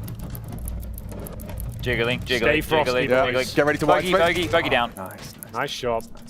Henry, requesting access to the warp engine. Put us on the warp engine. Straight and narrow. I'm going to put us in. Okay, leaving the pilot's position. Door should be open now. We are going to take damage en route. So I'm going to get back in the seat. But we're okay. We took 5% damage in that little maneuver. We're okay. Airlock opening. In the airlock. Do you need me to close it again? Yes, please. That would be ideal. Okay. 1 second. I'm going to get us back on a clear course and jump out of my seat. Close the airlock. All right, Alex, the bogey's going to be the back. I've scouted the perimeter, Chad. I don't see any They're going to be behind that bogeys. blue laser beam. Behind the blue laser beam. Roger that. I'm holding W. I see him. Oh, one more. All right, let's get on the lasers. Oh. Okay. Free the warp drive. Free the warp drive. Use their laser cannons against them. Okay, I'm Free it up. lasering the pole. Now, boys, once you do repair the warp drive, I need you to head back and take your seats because we will be entering warp drive. Got one back going here. over 3,000 miles per hour. Did you get it? I got it. All right, warp drive engaging. Jason's back. Jason, welcome. Let's bring him in comms. We've got Alex, Jason. could you plug his Oh yeah, sorry. Let me get that. communication Let me get that fixed. Hang on. What role is Jason? He's going to be assistant to the captain. He's going to be. I think we need a medical officer. All right, let's go. Let's get in the lift. So yeah, he'll be first aid. First aid, Jason. First aid. Medic on the field. You guys have been doing a great job. Thank you. It's clinical. Right, everyone take their seats, please. I cannot initiate warp drive until everyone is buckled up. Okay. We've taken considerable damage. We need I'm going to take my rifle seat closest to the pilot, as I am the captain. Yeah, I'll be communicating from the back seat here. Hey, Jason, you need your E key to work, bud. What's the use key on this? You might have to rebind some stuff. Okay. It would be if you could bind E quite quickly, that would be helpful. Otherwise, maybe bind we E throw plus him off use. the deck. Bind E plus use. There's always one guy. Look at the integrity of our windshield. Yeah, we're losing. Okay, ladies and gentlemen, we are initiating warp drive. Seatbelts, please. Sit back, prepare yourself. This one could get bumpy. There are strobing effects in this part. I just close your eyes. Warn everyone at home. Warn everybody. Epilepsy warning. That sort of thing. Yeah. Look away now. Look away now.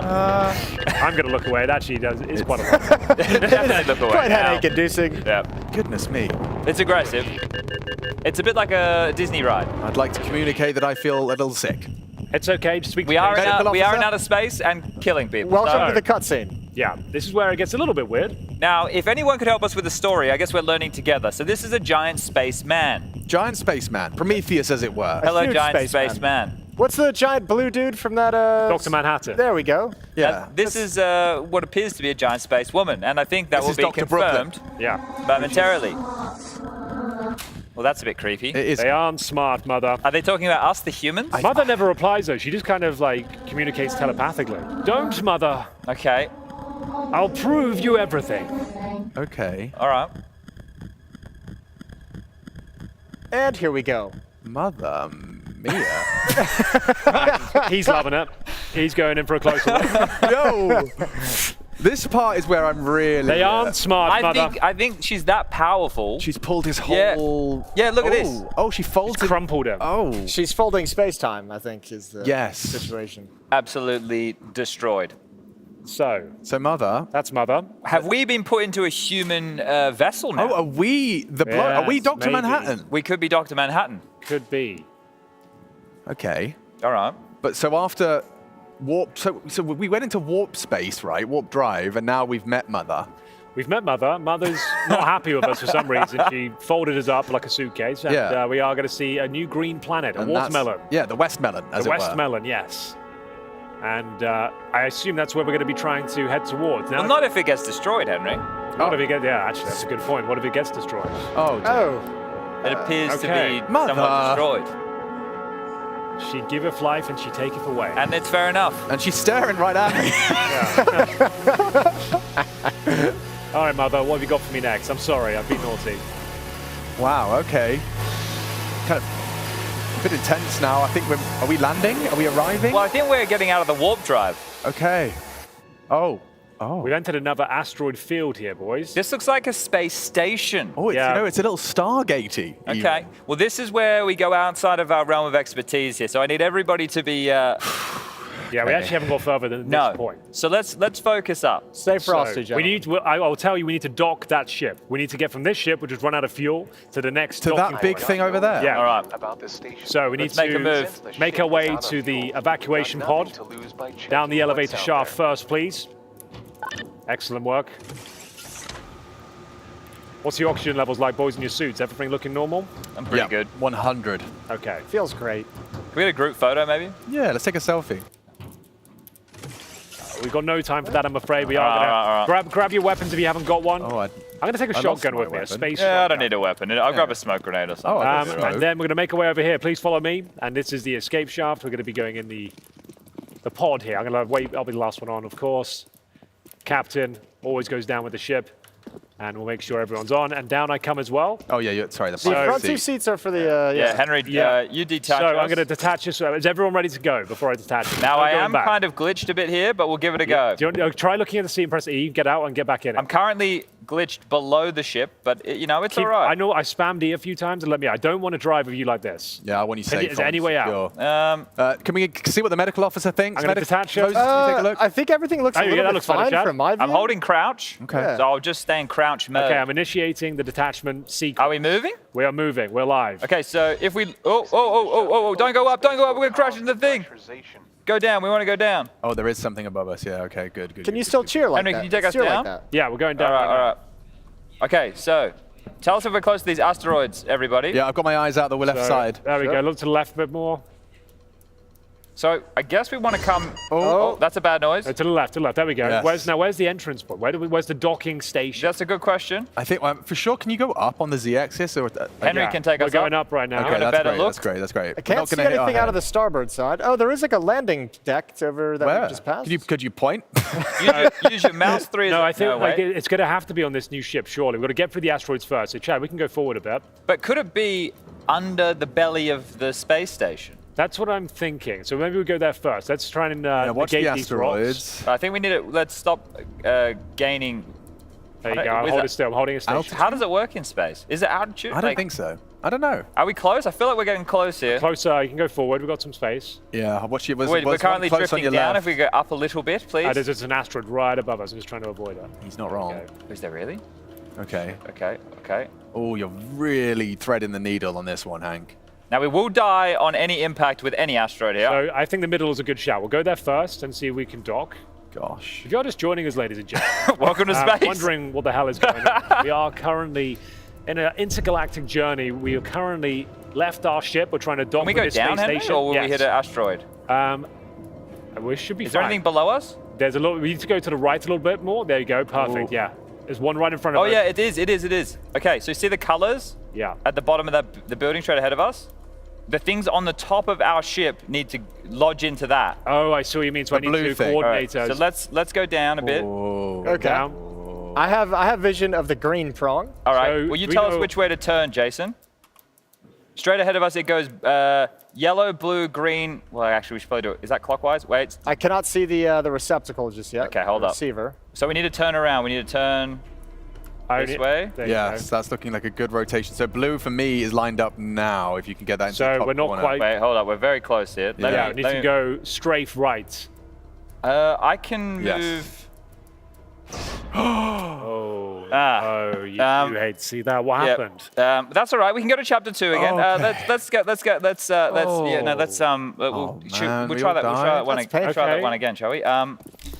Okay. Okay, well, you did glitch out a little bit, though. Okay, so I see there's multiple colors. Okay, I see the green and the blue now. Okay. Okay, you guys, you kind of guide us. I'm going to detach this, Chad, if you're ready. I'm going to sit in the back of the bus here. Yeah, everyone has to take their seats first. I can't detach. So did we hit the roof? Is that what happened? We were too close to the No, I don't think so. We weren't close enough. We had like a good 6 feet of clearance there. I'm not sure. This might be about time for the medical officer to maybe admit to a little bit of a mistake. I did get out of my seat to try and get a better viewing angle. I see. That seems to have killed everybody. Oh, that might be, Thank you for your honesty, Mr. Medical So Officer. nobody get out of your seats. Okay, message received. Are we moving? We're not detached yet? We are floating. Can you take us down and then, Henry? Yes, yeah, we're going down now. Okay, nice. Should we just go under the asteroids and then up? How do we want to do this? I don't hate that. Yeah, I think that's fine. Yeah, this is a nice little path. I hope everyone at home is enjoying this as much as I am. Well, yeah, we've got the 2 captains of the ship here, or pilots. Co-captains. Co-captains. We're trying to thread the needle through the asteroid belt right now. We've got 2 officers in the back, communications expert, medical officer, and we're trying to dock our current ship, our escape pod, this space station. Oh, my giddy. The asteroids are moving a lot down here. I don't like this at all. This wasn't happening before. No, what's going on? Whoa. Go down, Henry, go. Go down. Moving us back up. There's a bit of space over here, a pocket. I'm going left. Okay. Why are they moving Keep now? moving us up, and we're actually on a decent course here. Nice trajectory. God.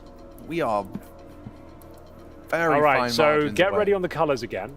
They're in the same position they were in the previous encounters. The green was in the top right from our POV. Oh. Okay. I can't imagine there's a better pilot in all the galaxy. Okay, here we go. Well, we've actually done very well here. Jason, I'll take that compliment and I'll run with it. Let's start doing a 90-degree turn, Chad. Oh, there is an asteroid very close to our arrival point. Small little boulder. I'm going to maintain this altitude.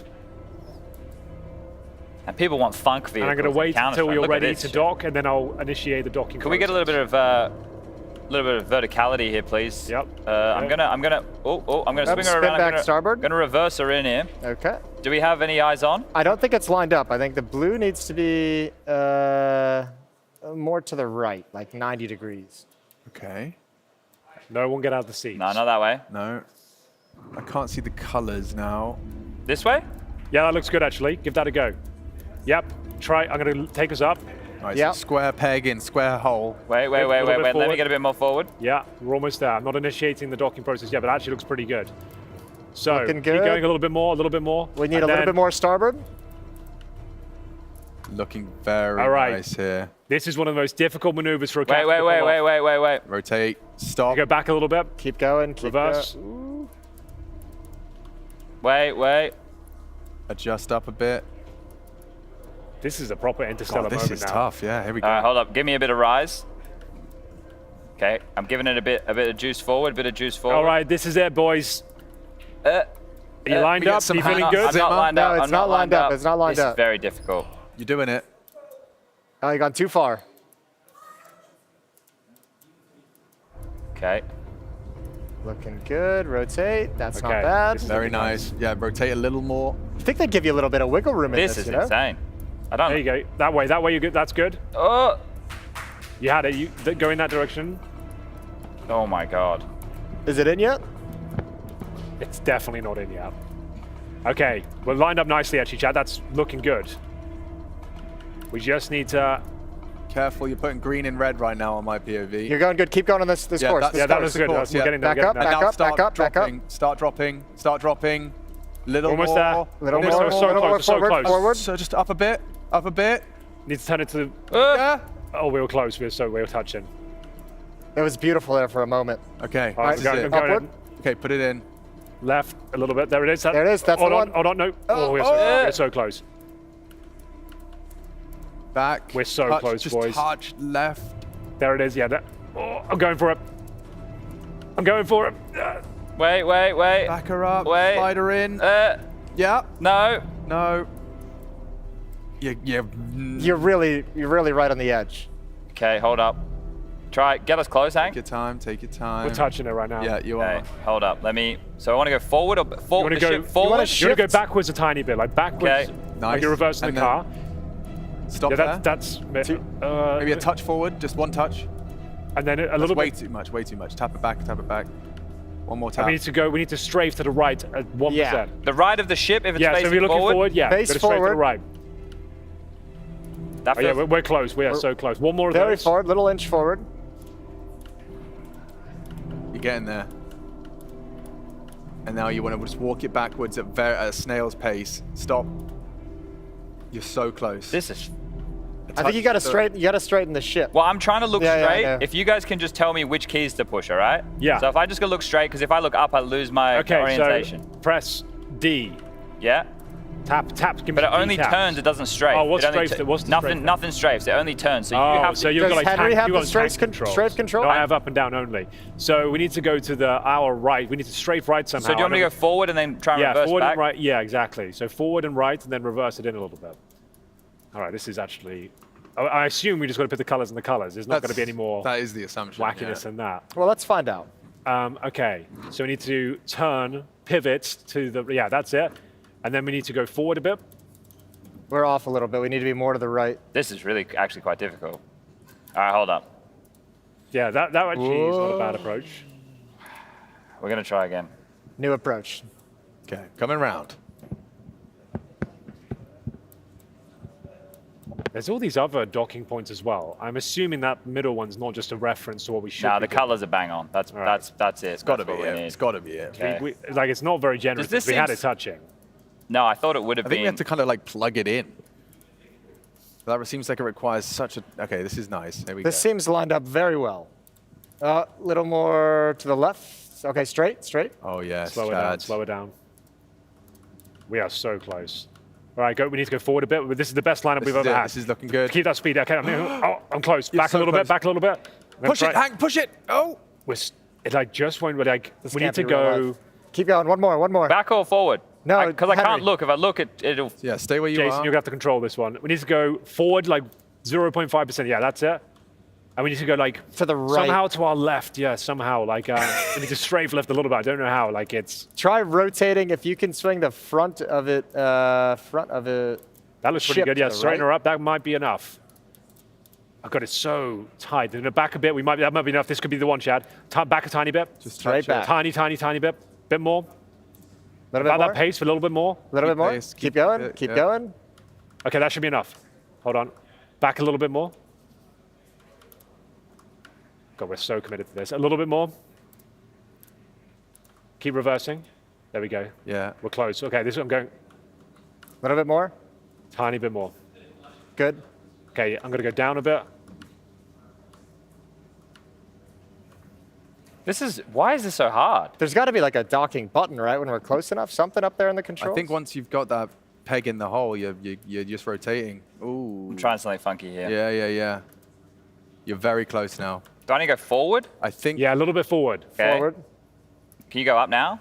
Swing it to the left. Swing the front of the ship to the left. Is that my left? That's your right. That's your right. Yeah, well, it's hard when I'm looking up. You're like, it's really difficult. I'm not blaming you. We're just trying to, Well, then, fuck! Running out of oxygen here, guys. Just want to communicate that. We're going again. Round we go. All right. Okay.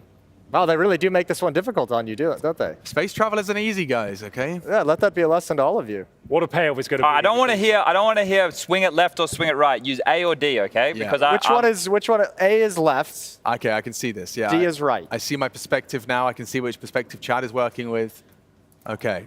And bear in mind, I've just got up and down. I can go for the final connection, but you need to speak to chat. Okay, so it's A and D, and it's W and it's S. I'm cooked. I'm ready to go. Here we go. Straight on. It seems like you're pretty lined up pretty well right now. Yeah, straight's good. D. Actually, it's looking forward a bit, Chad. If you go, yeah, hold on. Back. S. D. D. If we just go forward now, we might have enough. Yeah, it's lining up pretty good. Okay, back. when does someone take over from me here? Alex can't because he's left-handed. Jason, it'd have to be you. You want me to run over? You have to try. No, just take over the seat. You just get out of the seat, right? Oh, no. No, but the whole thing will fucking explode. We did try that before. That was not a fun experience. It's insane how difficult this is. All right. Let me get in there. All right. Good luck, Jason. Here he comes. Jason, former pilot, now medical officer. I did go to Aviation Challenge as a kid, gentlemen. There might be something true. to this. All right. So we'll reset. We know where the colors are. We've got blue. Okay, is this lined up in the colors, Chad, already? No, you facing. The ship needs to be facing like starboard. outward. Yeah, you're facing the. Okay, I see. So blue and green need to be the colors further, like towards the closest to the front of the ship. So I'm gonna just come around this way. I'm gonna swing it around.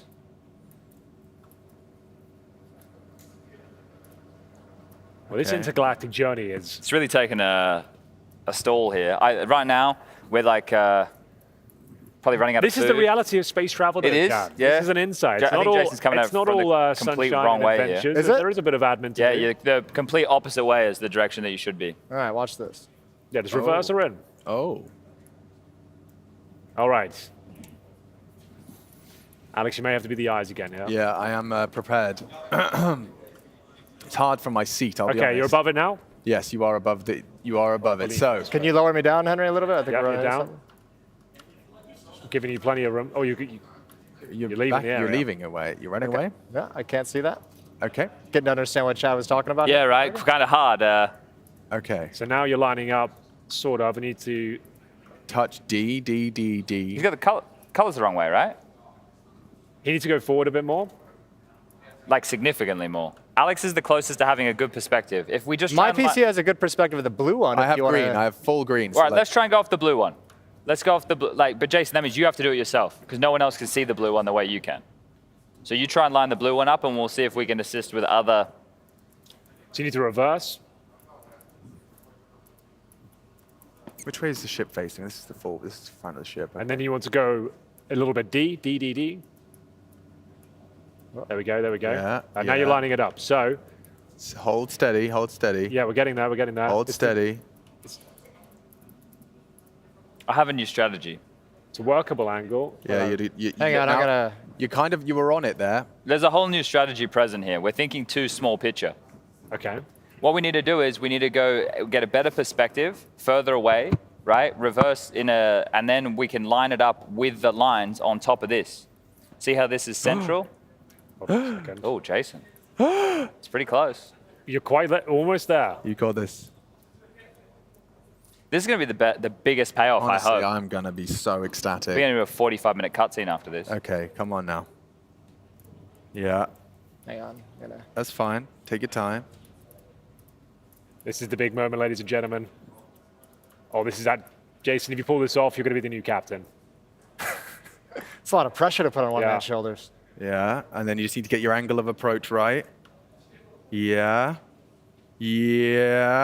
No. Almost there, that's. Could you put pressure now, Henry? Go down. Could you go now, Henry?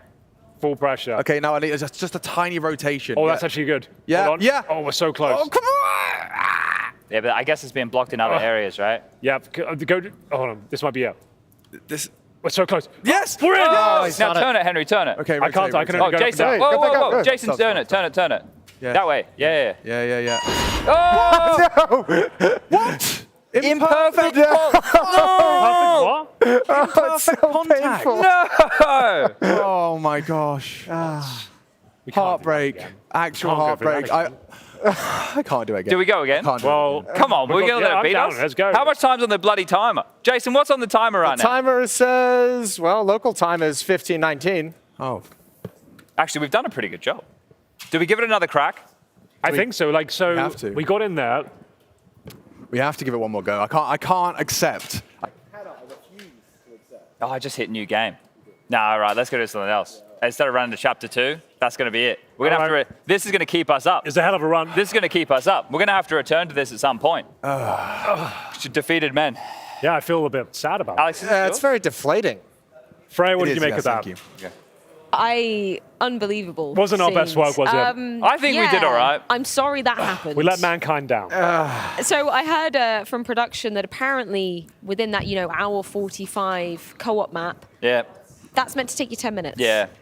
Yeah, we're quite new on the job as astronauts. Yeah, we're learning on the job. We got through the first part very quickly. And I think we did a pretty good job. Jason, rose to the occasion. He actually made first good job, contact there. Jason. Yeah. He docked. Yeah, he docked. For the it's first quite time. difficult. I felt good about it. It's very difficult. It is difficult, yeah. It's like, that was. And then just explode at we the end made of the day. contact, but it wasn't perfect contact. So we were in there. It was in. You had to perfectly. You have to shift and lock it, right? Is this all we're doing from now on? Is playing co-op maps? I'm okay with that. I'm kind of addicted to the feeling now. I'm going to check on the rush of a co-op. I'm going to check the hashtag for any more forfeit submissions because we asked. What have you guys put up? There was a banger. What 50 was the nuggets or banger that you something? said? Walking backwards. Chicken nuggets. The walking Not backwards walking from backwards, Twitter. the other one. The megaphone. Yeah. Oh yes. Megaphone moment. You have to go and that's not the right do colour. casting lines in public. You have to do iconic casting lines through the megaphone to the Maltese public. Okay. That's a brutal one. What, just down here? Yeah. Just imagine me in Patcherville Steps going, "Are you kidding me?" I like that. I could imagine that. Not the weirdest thing you'd see around here, I could imagine that. What else is on the board? 50 nugs. 50 nugs. 50 nuggets? That The 50 was nugget Nat's challenge. submission. That was That's like the hospital challenge, isn't it? Like you just be ill straight away. 50 nuggets. 5-0. What, in one day? One sitting, I think. It's sitting. I think you have I could do 225 portions of nuggets broken up.